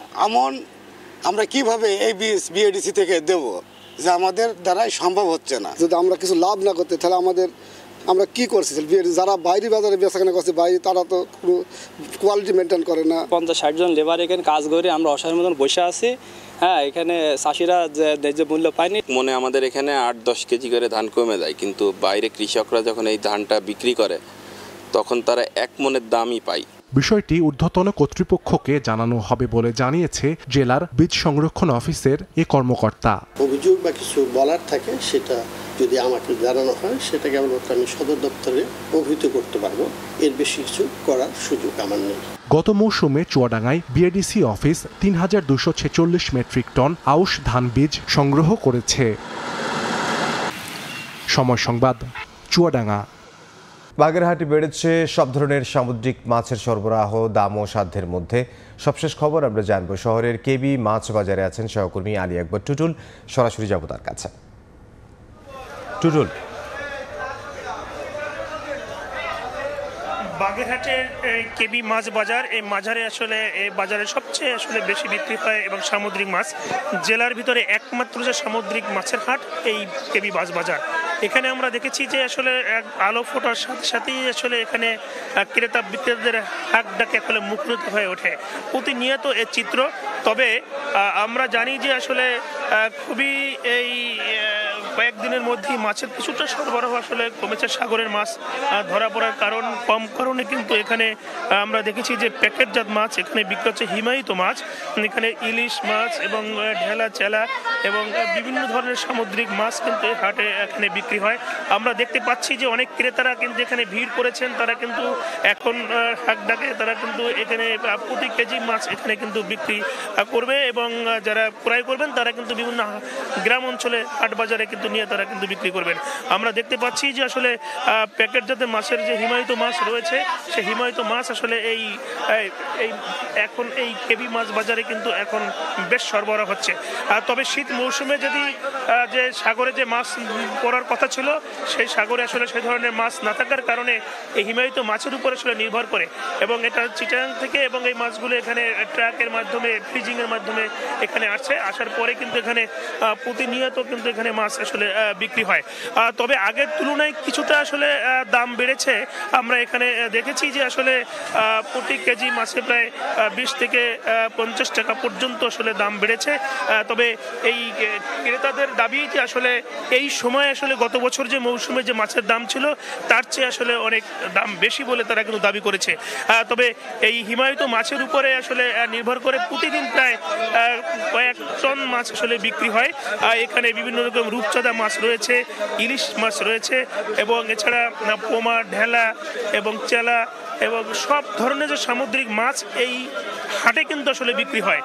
এ কারণে আসলে সকাল থেকেই কিন্তু প্রায় শত শত পাইকাররা কিন্তু এই হাটে আসেন এবং তারা কিন্তু এখান থেকে মাছ ক্রয় করে নিয়ে বিভিন্ন হাট বাজারে বিক্রি করেন। তবে এই সাগরের মাছের আসলে কম ধরা পড়ার কারণে এই বাজারটা কিছুটা আসলে আজকে দেখেছি যে আসলে অনেকটাই ক্রেতাদের সমাগম কম রয়েছে। তবে দামের দিক থেকে আসলে অনেকেই মিশ্র প্রতিক্রিয়া জানিয়েছেন যে আসলে কখনো বেশি কখনো কম এবং এই মাছের যে হাট, এই হাটটা আসলে এক মধ্যে নেমেছে। তবে এখানে যদি আমি একটু বলি যে আসলে প্রতিনিয়ত প্রায় 2.5 থেকে প্রায় 2000-এর মতো মানুষ প্রতিদিন কিন্তু এই হাট থেকে মাছ বিক্রি করেন এবং এখানে ক্রয় করেন। তবে সামুদ্রিক মাছের হাটে আসলে এই ছিল আমার কাছে বাগেরহাটের কেবি মাছ বাজার থেকে সবশেষ। আলী আকবর টুটুল, বাগেরহাট থেকে। আমরা একটু খুলনায় যেতে চাই। খুলনা বিভাগের অন্যতম বড় আর জমজমাট কলার হাট কুষ্টিয়ার মধুপুর, যেখানে থেকে পাইকাররা কলা নিয়ে যান রাজধানী সহ দেশের বিভিন্ন স্থানে। হাটের সবশেষ খবর জানবো আমরা এই মুহূর্তে আমাদের সহকর্মী SM রাশেদের কাছে যাব। রাশেদ, কুষ্টিয়ার মধুপুর কলার হাট, সেই হাটে কিন্তু জেলার উৎপাদিত বিভিন্ন জায়গা থেকে কলা চাষি যারা আছেন তারা এই হাটে কলা বিক্রি করে থাকেন এবং মূলত এই হাটে কিন্তু কৃষকেরা তাদের উৎপাদিত কলা, বিশেষ করে সবরি, ধূপছায়া এবং বিচি কলা সহ নানা ধরনের কলা কিন্তু এই জেলার কৃষক যারা আছে তারা উৎপাদন করে এই হাটেই কিন্তু তারা বিক্রি করে এবং সকাল থেকেই তারা এখানে বিশেষ করে কৃষক এবং ফুরিয়া যারা আছে তারা এখানে কেনাবেচা করেন। এবং এই যে কুষ্টিয়া যে মধুপুর যে হাটটি রয়েছে, এই হাটে কিন্তু সারা বাংলাদেশে বিশেষ করে রাজধানী সহ কুষ্টিয়ার আশেপাশে বিভিন্ন জেলায় কলা সরবরাহ হয়ে থাকে এই হাট থেকে। এবং মূলত এই হাটে যে ইজারাদার আছে তার সাথে আমি কথা বলেছি, তিনি যে বিষয়টা আমাদেরকে জানিয়েছেন যে এখন শীতের সময় যে কারণে এখন কিছুটা দেরি হবে কৃষকরা তাদের উৎপাদিত কলা এই হাটে বিক্রি করার জন্য। তবে বেলা 11টা-12টার ভিতরে এখানে কলা বেচা কেনা শেষ হয়ে যায় এবং তারপর পরে থেকে কিন্তু ট্রাক যোগে কিন্তু সারা বাংলাদেশে বিভিন্ন জায়গায় এই কলা কিন্তু যায় বলে তিনি আমাদেরকে জানিয়েছেন। তবে কৃষকরা আমাদেরকে জানিয়েছেন যে এখন কলার কিন্তু একটু দাম বেশি, কারণ এখন তাদের যে উৎপাদিত যে কলা রয়েছে সেই কলা কিন্তু তারা দ্রুত সময়ের মধ্যে এই হাটের মাধ্যমে সারা বাংলাদেশে বিভিন্ন জায়গায় সরবরাহ করে থাকেন। তবে কৃষকরা জানান যে এবার কিন্তু তাদের সার, বীজ এবং কলার যে চাষ, সেই চাষে কিন্তু তাদের অতিরিক্ত খরচ হয়েছে এবং তারা কিন্তু কলা বিক্রি করে তারা এখানে লাভবান হচ্ছে বলে আমাদেরকে জানিয়েছেন। আমি কুষ্টিয়ার কৃষি কর্মকর্তার সাথে কথা বলেছি, তিনি আমাদেরকে জানিয়েছেন যে চলতি মৌসুমে কিন্তু কুষ্টিয়ায় প্রায় 3000 হেক্টর জমিতে কলার চাষ হয়েছে এবং তারা কিন্তু এই কলে বিভিন্ন চাষি যারা আছেন তাদেরকে কিন্তু নানা ধরনের উপদেশ দিয়ে থাকেন এবং সরকারি যে সহায়তা তারা সঠিকভাবে দেয় বলে আমাদেরকে জানিয়েছেন কৃষি বিভাগ থেকে। তবে চাষিরা বলছেন যে তারা আসলে সঠিক সময় কোনো সহযোগিতা কৃষি বিভাগ থেকে তারা পেয়ে থাকে না, তবে মৌসুমেও তাদের যে পরামর্শ তারা কিন্তু পেয়ে থাকে বলে আমাদেরকে জানিয়েছেন এখানকার যে কৃষক যারা আছেন কুষ্টিয়া অঞ্চলের তারা। তবে এখানে এই যে হাটটি রয়েছে সেই হাটটির কিন্তু অবকাঠামো খুবই দুর্বল বলে আমাদেরকে জানিয়েছেন এখানে বিক্রি করতে আসা যে কৃষক যারা আছেন তারা, এবং তারা দাবি করছেন যে এখানে একটি শেড যদি তৈরি করে দেয় তাহলে তাদের জন্য সুবিধা হবে, বিশেষ করে যখন ঝড় বৃষ্টি হয় এবং এই যে কুয়াশার সময় আসলে তাদেরকে দাঁড়ানোর কোনো স্থান কিন্তু নাই এই কলার হাটে। যদিও কিন্তু প্রতি বছর সরকারিভাবে কলার হাটে প্রায় 70 থেকে 75 লক্ষ টাকা কিন্তু সরকার রাজস্ব আদায় করে বলে আমাদেরকে জানিয়েছেন এখানকার ইজারাদার। তবে কৃষকরা দাবি করছেন যে এবার যদি কলার উৎপাদন যদি ভালো হয়ে যায় তাহলে তারা কিন্তু আসলে আরও অধিক লাভবান হবে এবং সরকারি যদি তারা সহায়তা পায় এবং স্বল্প সুদে যদি ঋণ পেয়ে থাকে তবে এই জেলার কৃষকেরা কিন্তু কলা আরও বেশি উৎপাদন করবে এবং কৃষকেরা লাভবান হবে বলে আমাদেরকে জানিয়েছেন কৃষকরা। তো কুষ্টিয়ার কলার হাটে এই ছিল কলা কেনাবেচেনি আমার কাছে সর্বশেষ। আমরা সরাসরি কুষ্টিয়াতে ছিলাম, আমাদের সহকর্মী এস এম রাশেদ আমাদেরকে কলার হাটের সবশেষ খবর জানাচ্ছিলেন। নারায়ণগঞ্জের সিদ্ধিরগঞ্জে 1500 অবৈধ গ্যাস সংযোগ বিচ্ছিন্ন করেছে তিতাস গ্যাস কর্তৃপক্ষ। বুধবার দুপুর থেকে বিকেল পর্যন্ত সদর উপজেলার জালকুঁড়ি ও মধুগড় এলাকায় জেলা প্রশাসনের নির্বাহী ম্যাজিস্ট্রেট মোনাব্বর হোসেনের নেতৃত্বে অভিযান পরিচালনা করা হয়। এ সময় 2 কিলোমিটার এলাকার 500 বাড়ির 1500 অবৈধ গ্যাসের সংযোগ বিচ্ছিন্ন করা হয়। জব্দ করা হয় বিপুল পরিমাণ অবৈধ পাইপ ও রাইজার। পরে বিচ্ছিন্নকৃত সংযোগগুলো পুনরায় স্থাপন রোধে তিতাসের মূল বিতরণ সংযোগস্থল স্থায়ীভাবে সিলগালা করে দেয় তিতাস কর্তৃপক্ষ। বেসরকারি বিশ্ববিদ্যালয়ে নানা জায়গায় গুপ্ত হত্যা করে শিক্ষার্থী হত্যার প্রতিবাদে চট্টগ্রামে বিক্ষোভ মিছিল করেছে বৈষম্য বিরোধী ছাত্র আন্দোলনের শিক্ষার্থীরা। যারা উপদেষ্টা পরিষদে বসে আছেন, আপনাদের সুশীল জিনিস জন্য উপদেষ্টাতে বসানো হয় না। আমরা পরিষ্কারভাবে বলতে চাই, আপনাদেরকে জবাবদিহিতা নিশ্চিত করতে হবে। কেন এখনো আমাদের এই বাংলাদেশে গুপ্ত হত্যা চলমান রয়েছে? এখনো যারা প্রশাসনে বিভিন্ন জায়গায় বসে আছে এবং নীরব দর্শকের ভূমিকা পালন করছে, তাদেরকে ছাঁটাই করতে হবে। যারা আমাদের ভাইদেরকে শহীদ করেছেন তাদেরকে আইনের আওতায় আনুন এবং তাদেরকে ফাঁসির দড়িতে ঝোলান। স্পষ্ট করে বলতে চাই, এখন পর্যন্ত বাংলাদেশের আইন শৃঙ্খলা রক্ষাকারী বাহিনী তাদের যে নীরবতা পালন করছে, এটা আইন উপদেষ্টার একদম ব্যর্থতা। শহীদ মোহাম্মদ আলী স্টেডিয়াম মাঠের আগামী 21 ডিসেম্বরের কনসার্ট বন্ধের দাবিতে ঠাকুরগাঁওয়ে মানববন্ধন ও প্রতিবাদ সমাবেশ করেছেন খেলোয়াড়েরা। বুধবার শহরের চৌরাস্তায় ঘণ্টাব্যাপী মানববন্ধন অনুষ্ঠিত হয়। বক্তারা বলেন, এমন সময় কনসার্ট আয়োজন করা হচ্ছে যখন খেলোয়াড়রা নিজেদের শেষ প্রস্তুতি নিতে চলেছে ঢাকা প্রথম বিভাগ ও প্রিমিয়ার ডিভিশন লিগের জন্য। সেই সঙ্গে জেলা অনূর্ধ্ব 14 ও অনূর্ধ্ব 16 দলের চূড়ান্ত প্রস্তুতি চলমান, তাই কনসার্টের স্থান পরিবর্তন করার দাবি জানান তারা। সমাবেশ শেষে জেলা প্রশাসকের কাছে স্মারকলিপি প্রদান করেন মানববন্ধনকারীরা। কুড়িগ্রাম টেক্সটাইল মিল বেসরকারীকরণের পাঁয়তারা বন্ধ ও পুনরায় বিটিএমসির নিয়ন্ত্রণে চালুর দাবিতে মানববন্ধন অনুষ্ঠিত হয়েছে। বুধবার দুপুরে কুড়িগ্রাম প্রেস ক্লাবের সামনে অনুষ্ঠিত মানববন্ধনে টেক্সটাইল মিলস এর সাবেক শ্রমিক কর্মচারীরা অংশ নেন। এ সময় বক্তারা বলেন, দরিদ্র পীড়িত এ জেলার মানুষের কর্মসংস্থানে 1986 সালে টেক্সটাইল মিলসটি প্রতিষ্ঠা করা হয়। পরে লোকসানের অজুহাতে 2011 সালে বন্ধ করে দেয় কর্তৃপক্ষ। এরপর আওয়ামী লীগ সরকারের আমলে মিলটি বেসরকারীকরণের সিদ্ধান্ত নেওয়া হয়। সে প্রক্রিয়াও এখনও চলমান রয়েছে। অবিলম্বে বেসরকারীকরণের প্রক্রিয়া বাতিল করে বিটিএমসির আওতায় টেক্সটাইল মিলটি চালুর দাবি জানান বক্তারা। কিশোরগঞ্জে জুলাই বিপ্লবে শহীদ আবু সাঈদকে নিয়ে কটূক্তি ও বিতর্কিত স্লোগান দেওয়ার প্রতিবাদে মানববন্ধন অনুষ্ঠিত হয়েছে। বুধবার জেলা প্রশাসক কার্যালয়ের সামনে বৈষম্য বিরোধী ছাত্র আন্দোলনের আয়োজনে মানববন্ধন অনুষ্ঠিত হয়। বক্তারা বলেন, 16 ডিসেম্বর বিজয় দিবসে জেলা প্রশাসন আয়োজিত মুক্তিযোদ্ধাদের সংবর্ধনা অনুষ্ঠানে শহীদ আবু সাঈদকে নিয়ে আপত্তিকর মন্তব্য করেন স্থানীয় মুক্তিযোদ্ধা মোহাম্মদ ইদ্রিস আলী। বিতর্কিত মুক্তিযোদ্ধা ইদ্রিস আলীকে 24 ঘন্টার মধ্যে গ্রেফতার ও জেলা প্রশাসক ফৌজিয়া খানের প্রত্যাহারের দাবি জানান বক্তারা।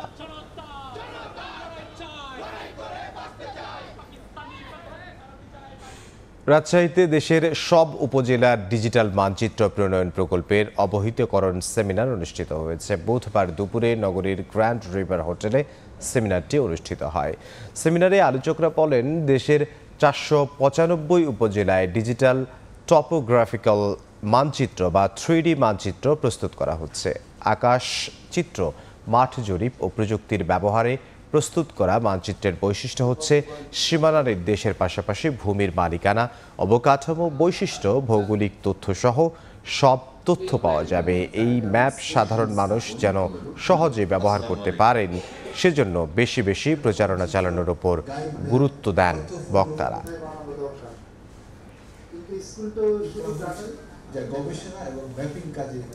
যুক্তরাষ্ট্রে ভারতীয় পণ্য আমদানির উপর উচ্চ শুল্ক আরোপের ঘোষণা দিয়েছেন নবনির্বাচিত মার্কিন প্রেসিডেন্ট ডোনাল্ড ট্রাম্প। এক সংবাদ সম্মেলনে তিনি বলেছেন, ভারতে মার্কিন পণ্যে উচ্চ শুল্ক নির্ধারণের পাল্টা পদক্ষেপ হিসেবে ঘোষণার বাস্তবায়ন করবেন তিনি। ট্রাম্পের এমন হুঁশিয়ারিকে দেশটির বিরুদ্ধে বাণিজ্য যুদ্ধ হিসেবে দেখছেন বিশ্লেষকরা। ভারত সফরে গিয়ে কিংবা সামাজিক যোগাযোগ মাধ্যমে পোস্টে নরেন্দ্র মোদীকে প্রায়ই বন্ধু বলে সম্বোধন করেন ডোনাল্ড ট্রাম্প। তবে হোয়াইট হাউসে প্রবেশের আগে সেই বন্ধু রাষ্ট্রের বিরুদ্ধেই বাণিজ্য যুদ্ধের ঘোষণা দিলেন রিপাবলিকান নেতা। স্থানীয় সময় সোমবার এক সংবাদ সম্মেলনে ভারতে যুক্তরাষ্ট্রের পণ্য আমদানিতে উচ্চ শুল্কের সমালোচনা করেন ট্রাম্প। এর পাল্টা পদক্ষেপ হিসেবে যুক্তরাষ্ট্রে ভারতীয় পণ্য আমদানিতে উচ্চ শুল্ক আরোপের ঘোষণা দেন তিনি। ট্রাম্পের এমন ঘোষণা চীনের পর যুক্তরাষ্ট্রের আরেকটি বাণিজ্য যুদ্ধের হুঙ্কার হিসেবে দেখছেন বিশ্লেষকরা। শুধু ভারতই নয়, নবনির্বাচিত মার্কিন প্রেসিডেন্ট 25% শুল্ক আরোপের হুঁশিয়ারি দিয়েছেন কানাডার সব ধরনের পণ্যের ওপর। আর এতেই যেন টালমাটাল অবস্থা অটোয়ার। বিরোধীদের তোপের মুখে পড়েছেন প্রধানমন্ত্রী জাস্টিন ট্রুডো। ট্রাম্পের শুল্ক আরোপের ঘোষণায় সাধারণ কানাডীয়দের স্বার্থ না দেখে নিজেদের স্বার্থ রক্ষায় ট্রুডো ব্যস্ত বলে অভিযোগ তোলেন বিরোধীরা। যদিও এ নিয়ে ট্রুডো বলেছেন, মহামারী, মুদ্রাস্ফীতির মতো পরিস্থিতি অতীতে পার করে আসা কানাডা এই সংকটও মোকাবিলা করতে পারবে। We stand for an economy that is fairer, greener and stronger. An economy that works for everyone, not just the richest few. এর আগে নানামুখী সমালোচনার মুখে পদত্যাগ করেন কানাডার অর্থমন্ত্রী ক্রিস্টিয়া ফ্রিল্যান্ড। রাইসা জান্নাত, সময় সংবাদ। মালয়েশিয়ায় বিধি নিষেধ থাকা এলাকায় ধূমপান করায় জরিমানার মুখে পড়তে যাচ্ছেন দেশটির পররাষ্ট্রমন্ত্রী মোহাম্মদ হাসান। সামাজিক যোগাযোগ মাধ্যম এক্সে পোস্ট করে বিষয়টি নিশ্চিত করেছেন দেশটির স্বাস্থ্যমন্ত্রী। যদিও নিজের অপরাধের জন্য ক্ষমা চেয়েছেন পররাষ্ট্রমন্ত্রী হাসান। মালয়েশিয়ার নেগ্রি সেম্বিলান রাজ্যে রাস্তার পাশে খাবারের দোকানে ধূমপান করছেন দেশটির পররাষ্ট্রমন্ত্রী মোহাম্মদ হাসান। গত রোববার এমনই এক ছবি ছড়িয়ে পড়ে সামাজিক যোগাযোগের মাধ্যমে। ওই সময় তার সঙ্গে ছিলেন আরও কয়েকজন। ধূমপানের ছবিটি প্রকাশ হওয়ার পর সামাজিক যোগাযোগের মাধ্যমে শুরু হয় ব্যাপক সমালোচনা। বিষয়টি স্বাস্থ্যমন্ত্রীর নজরে এলে তিনি নিজের এক্স অ্যাকাউন্টে ছবিটি শেয়ার করেন। পাশাপাশি লেখেন, পররাষ্ট্রমন্ত্রীর কার্যালয়কে বিষয়টি অবহিত করেছেন তিনি। ধূমপানমুক্ত এলাকায় ধূমপানের কারণে পররাষ্ট্রমন্ত্রীকে মুখোমুখি হতে হবে অর্থদণ্ডের। এদিকে নিজের অপরাধ স্বীকার করে জরিমানা দিতে রাজি হয়েছেন পররাষ্ট্রমন্ত্রী নিজেও। বুধবার সংবাদ মাধ্যমে দেয়া বিবৃতিতে মোহাম্মদ হাসান জনগণের কাছে ক্ষমা চেয়ে বলেন, এই ঘটনা যদি জনমনে উদ্বেগের সৃষ্টি করে তবে তিনি জরিমানা দিতে প্রস্তুত। মালয়েশিয়ায় 2019 সালে সব খাবারের দোকান ও রেস্তোরাঁয় ধূমপান নিষিদ্ধ করা হয়। এবছরের অক্টোবরে আইনটি আরও কঠোর করা হয়েছে। আইন অনুযায়ী নিষিদ্ধ স্থানে ধূমপান করলে 5,000 মালয়েশিয়ান মুদ্রা জরিমানার বিধান রয়েছে। মোহাম্মদ আব্দুল কাদের, সময় সংবাদ, কুয়ালালামপুর, মালয়েশিয়া। আসন্ন বড়দিন উপলক্ষে বর্ণিল আলোয় সেজেছে লেবাননের রাজধানী বৈরুত। ইসরায়েলের সঙ্গে যুদ্ধবিরতির পর বাসিন্দাদের মাঝে আনন্দের নতুন মাত্রা যোগ করেছে এই বিশেষ আলোকসজ্জা।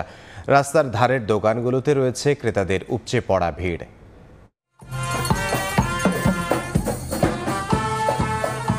বাজনার তালে তালে উচ্ছ্বসিত দর্শনার্থীরা, সুসজ্জিত ক্রিসমাস ট্রি, ঘরবাড়ি, রাস্তাঘাটে জমকালো আলোকসজ্জা, চারপাশে আনন্দঘন পরিবেশ। খ্রিস্ট ধর্মাবলম্বীদের সবচেয়ে বড় উৎসব ক্রিসমাসকে ঘিরে নানা আয়োজন করা হয়েছে লেবাননের বৈরুতে। শহরটির বিভিন্ন রাস্তায় বসানো হয়েছে ভ্রাম্যমাণ দোকান, তাতে বিক্রি হচ্ছে হাতের তৈরি নানা ধরনের জিনিসপত্র। বাসিন্দাদের আনন্দ দেখে বোঝার উপায় নেই যে কিছুদিন আগেও শহরটিতে যুদ্ধ চলছিল। এ বিষয়ে বৈরুতবাসীরা জানান, তারা উৎসব উদযাপন ও জীবনকে উপভোগ করতে ভালোবাসেন, তাই পুরো পরিবার সহ আনন্দঘন এই পরিবেশে এসেছেন তারা। সৃষ্টিকর্তার কাছে শুকরিয়া যে যুদ্ধবিরতি চলছে। দেশের পরিস্থিতি এখন ভালো এবং আমরা কোনো উৎসবকে না বলি না। আমরা জীবন ভালোবাসি, আমরা উৎসব ভালোবাসি। তারা যাই করুক না কেন, লেবানিজরা জীবনকে উদযাপন করতে ভালোবাসে। এটি আমাদের স্পৃহা এবং আমরা কারো কাছে মাথা নত করতে রাজি নই। হিজবুল্লাহর সঙ্গে ইসরায়েলের যুদ্ধবিরতির মাঝে বছরের শেষ ধর্মীয় উৎসবকে সব রীতিনীতি মেনে উদযাপন করতে প্রস্তুত লেবানিজরা। অর্জিতা শেহজিদ, সময় সংবাদ।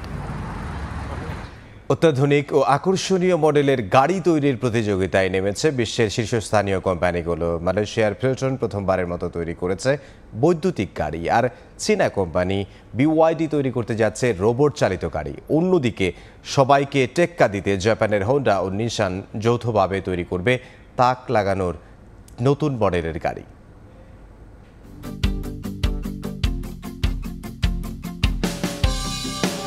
গাড়ির চালকের আসনে এবার রোবট বসাতে যাচ্ছে চীন। বৈদ্যুতিক গাড়ি চালাতে কৃত্রিম বুদ্ধিমত্তা সম্পন্ন রোবট ব্যবহার করবে দেশটির শীর্ষ গাড়ি নির্মাতা প্রতিষ্ঠান বিওয়াইডি। ইতোমধ্যে রোবোটিক্স প্রযুক্তির উন্নয়নে নিয়োগ দিয়েছে অভিজ্ঞ প্রকৌশলীদের। প্রথমবারের মতো বাজারে বিদ্যুৎ চালিত গাড়ি নিয়ে এলো মালয়েশিয়ান প্রতিষ্ঠান প্রোটন। এর উদ্বোধনীতে দেশটির প্রধানমন্ত্রী আনোয়ার ইব্রাহিম বলেন, জীবাশ্ম জ্বালানির ওপর নির্ভরশীলতা কমিয়ে নবায়নযোগ্য শক্তির ব্যবহার যেমন বিনিয়োগকারীদের আকৃষ্ট করবে, তেমনিভাবে তৈরি হবে নতুন কর্মসংস্থান। অন্যদিকে আমেরিকান ও চীনা কোম্পানিগুলোর আধিপত্য ঠেকাতে জাপানি গাড়ি নির্মাতা প্রতিষ্ঠান হোন্ডা ও নিসান যৌথভাবে কাজ শুরু করতে যাচ্ছে। খুব দ্রুতই এই বিষয়ে আনুষ্ঠানিক ঘোষণা আসবে বলে জানিয়েছে দেশটির গণমাধ্যম নিক্কি। সাদিক হাসান ইমন, সময় সংবাদ। প্রত্যাবর্তন রাঙিয়ে লম্বা সময়ের জন্য জাতীয় দলে থাকার টিকিট পেলেন শামীম পাটোয়ারি। 1 বছরের বিরতির পর আন্তর্জাতিক সার্কিটে তার ব্যাটিং পারফরমেন্স সন্তুষ্ট করেছে নির্বাচকদের। তবে চিন্তা বাড়িয়েছে সৌম্য সরকারের ইনজুরি। টাইগারদের বর্তমান বোলিং লাইন আপকে দেশের ক্রিকেটের ইতিহাসে সর্বকালের সেরা বলে আখ্যায়িত করেছেন আব্দুর রাজ্জাক। সিলেট থেকে সাব্বির মিথুনের প্রতিবেদন। পাটোয়ারিকে কিন্তু এই টাইপের হিসাব করে একদম প্রথমে যখন ওকে সিলেক্ট করা হয়েছিল এইভাবে, তো আমরা আসলে অল্প সময়ের মধ্যে অনেক বেশি আশা করে ফেলছিলাম ওর উপর। ওই সময় এটা ও একটা প্রেসারে ছিল, যে কারণে ওই সময় খুব একটা ভালো হয়নি এবং ও এটা ইমপ্রুভ করেছে। আপনারা যদি দেখেন তো এই বোলিং এর এগেনস্ট ওদের বোলিং নিঃসন্দেহে খুব ভালো বোলিং অ্যাটাক। তো এই অ্যাটাকের এগেনস্টে যদিও ভালো করতে পারে, আমার কাছে মনে হয় যে এখন মোটামুটি সে মানে প্রপার রেডি ইন্টারন্যাশনাল ম্যাচের জন্য। এখন হয়তো আপনারা মাঝে মধ্যেই দেখতে পারবেন এরকম ব্যাটিং। শামীমের মতো ক্যারিবীয় দ্বীপে ছন্দে ছিলেন সৌম্য সরকারও, তবে চোটে পড়ে মাসখানেকের জন্য ছিটকে গেছেন এই ওপেনার। যদিও রাজ্জাক আশাবাদী বিপিএল এর শেষ দিকে খেলতে পারবেন সৌম্য। স্তুতি ঝরেছে টাইগারদের বর্তমান বোলিং লাইন আপ নিয়ে। প্রবাবলি এই মুহূর্তে আমার দেখা মতে যতদিন আমি ক্রিকেট ফলো করছি তার মধ্যে বাংলাদেশের সব থেকে বেস্ট বোলিং অ্যাটাক এই মুহূর্তে আমাদের। এটার কারণ হচ্ছে আমাদের আগে স্পিনার কিন্তু আমাদের সবসময় মোটামুটি কম বেশি ছিল, ইন্টারন্যাশনাল লেভেলে ভালো হতো, বাট পেস বোলিং রেগুলার বেসিসে ভালো হতো না। একজন করে থাকতো, হয়তো দেখা গেছে মাশরাফি ছিল, মাশরাফির সাথে আর একজন একটু অভাব ছিল, তো জিনিসগুলো ওরকম হয়েছে। তো আমার কাছে মনে হয় যে পেস বোলিং অ্যাটাকটা আমাদের ভালো হওয়াতে আমাদের এই জিনিসটা খুব বেশ কম্প্যাক্ট হয়েছে। ভেরি আনফর্চুনেট, বিকজ ও ভালো টাচে রয়েছে, ভালো খেলছে, তার মধ্যে থেকে আর উইনিং কম্বিনেশন থেকে যখনই কোনো প্লেয়ার, ভালো খেলা প্লেয়ার এরকমভাবে বাইরে চলে আসবে, এটা টিমের জন্য একটা ব্যাড নিউজ ডেফিনেটলি, এবং আমাদের জন্য তাই। বাট আমরা আশা করবো যে ও তাড়াতাড়ি সুস্থ হয়ে আবার ব্যাক করবে, খুব সম্ভবত বিপিএল থেকে হয়তো খেলতে পারবে। নির্বাচকদের ব্যস্ততা আপাতত এনসিএলকে ঘিরে। লোকাল টুর্নামেন্টে অনেকেই সম্ভাবনার প্রমাণ দিয়েছেন। তাদের কাছে ধারাবাহিকতার প্রত্যাশা আব্দুর রাজ্জাকের। সাব্বির মিথুন, সময় সংবাদ, সিলেট। পেসার নয়, জাতীয় দলে দ্বিতীয় অধ্যায়ে রাঙাতে অলরাউন্ডারের ভূমিকায় আবু হায়দার রনি শর্ট ফরম্যাটে ধারাবাহিকতা ধরে রেখে এবারের এনসিএলেও আছেন টুর্নামেন্ট সেরার দৌড়ে। পেস বোলিং অলরাউন্ডার তুলে আনতে আরও বেশি স্পোর্টিং উইকেটের দাবি তুলেছেন, তবে প্রশ্ন রেখেছেন নিজেদের নিবেদন নিয়েও। সিলেটে তার সঙ্গে কথা বলেছেন সাব্বির মিথুন, ছবি তুলেছেন Digen Sinha. The man with a golden arm, এই মানুষটা কখনো জেতাচ্ছেন ব্যাট হাতে, কখনো বা ভূমিকা রাখছেন বল হাতে।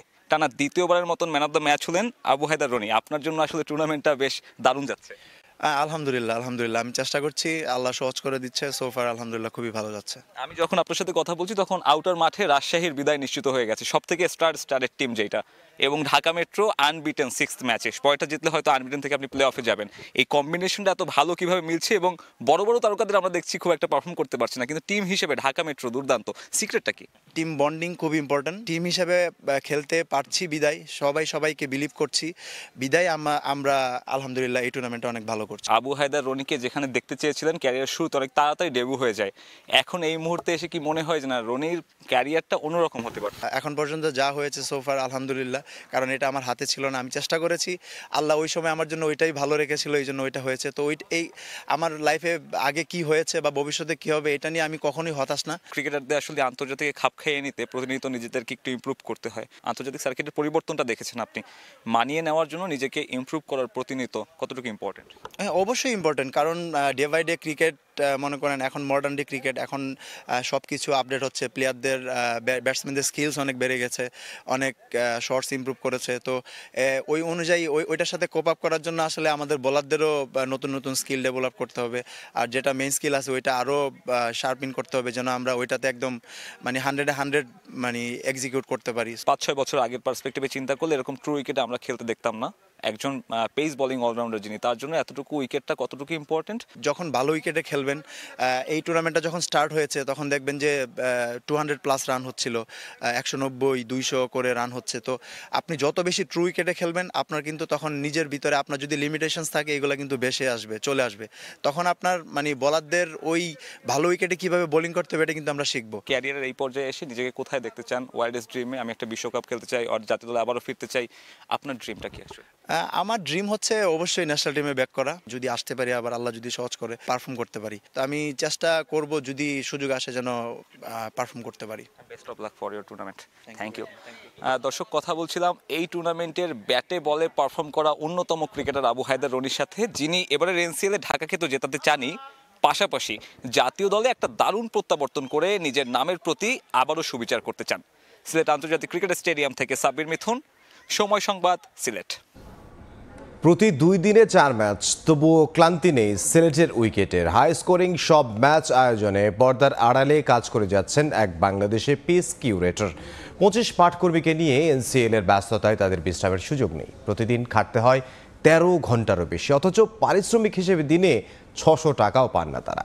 দিগেন সিংহের ক্যামেরায় গ্রাউন্ডসম্যানদের গল্প তুলে এনেছেন সাব্বির মিথুন। এনসিএল এর প্রথম আসর ব্লকবাস্টার, রান বন্যার ম্যাচ, শেষ ওভারের রোমাঞ্চ আর 4 ছক্কার বৃষ্টি। সিলেটে দেখা মিলছে আসল টি20-র।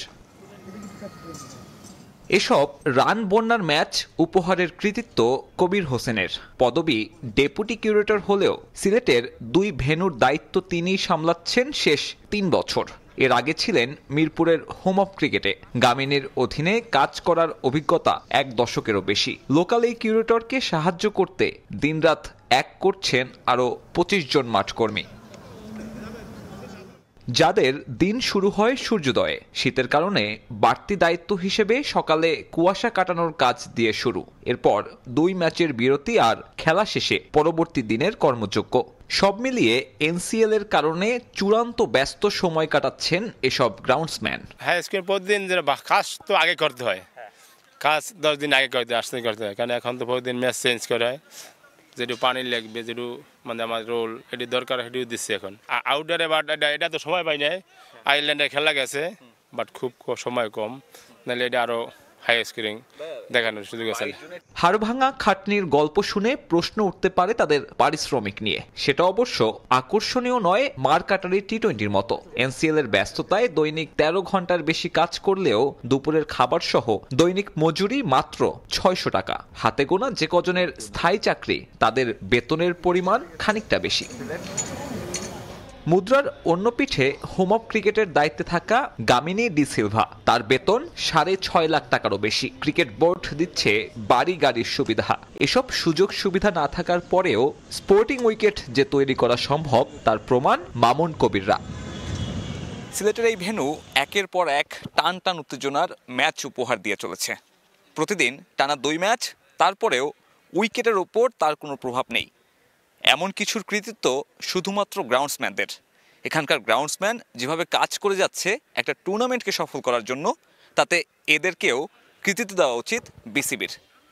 সিলেট আন্তর্জাতিক ক্রিকেট স্টেডিয়াম থেকে সাব্বির মিথুন, সময় সংবাদ, সিলেট।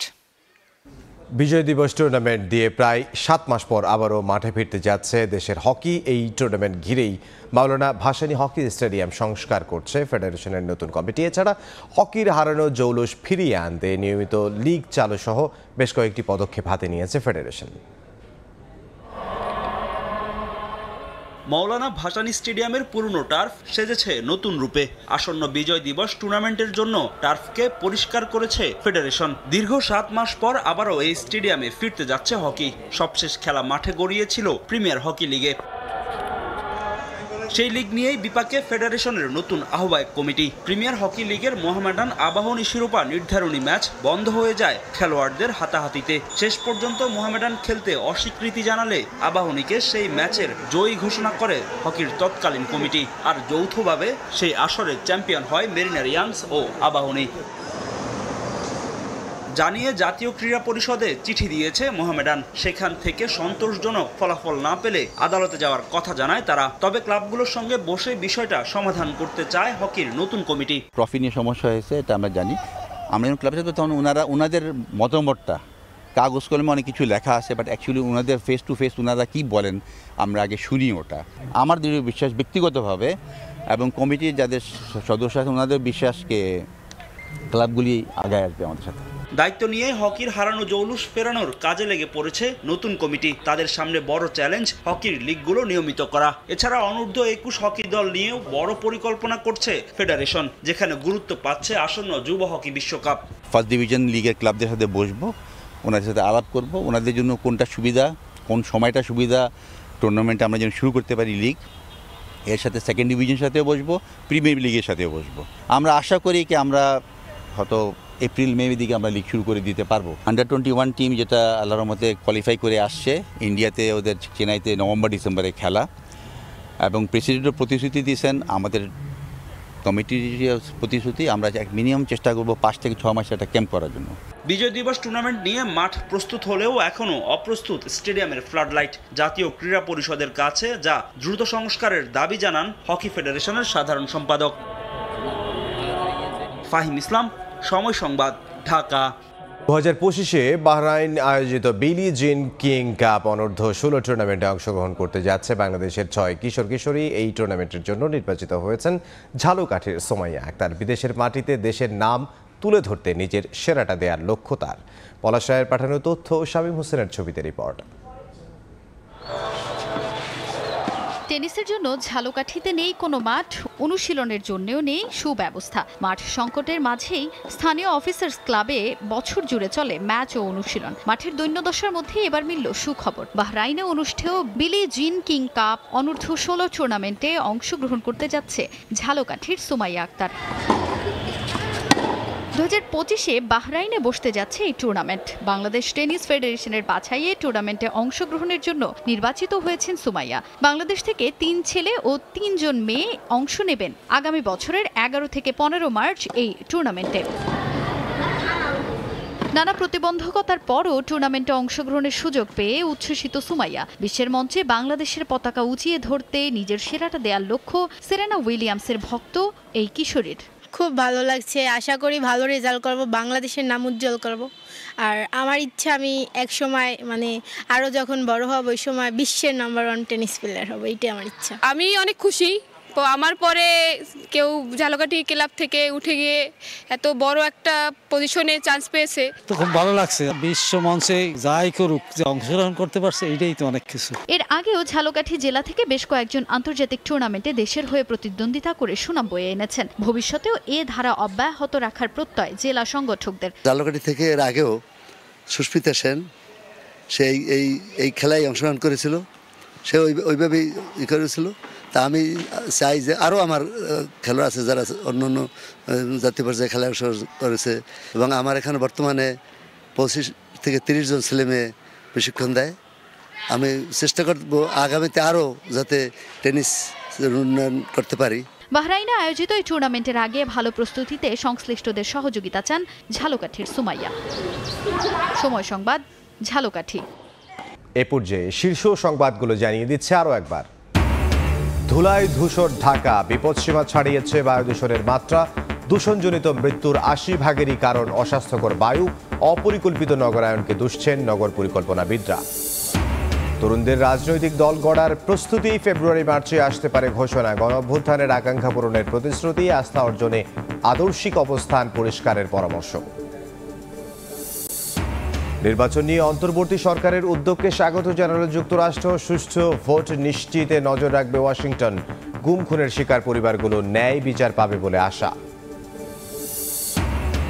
নতুন 80,000 রোহিঙ্গা ঢুকেছে বাংলাদেশে। মালয়েশিয়ার উচ্চশিক্ষা মন্ত্রীকে প্রধান উপদেষ্টা। বাস্তুচ্যুতদের জন্য জাতিসংঘের নিরাপদ অঞ্চল প্রতিষ্ঠায় সমর্থন। এবং 3 মাসে 42,000 কোটি টাকার সুদ পরিশোধ করল সরকার। চলতি অর্থবছরের বরাদ্দের লক্ষ্য ছাড়িয়ে যাওয়ার শঙ্কা অর্থনীতিবিদদের। অর্থের সঠিক ব্যবহারের পরামর্শ।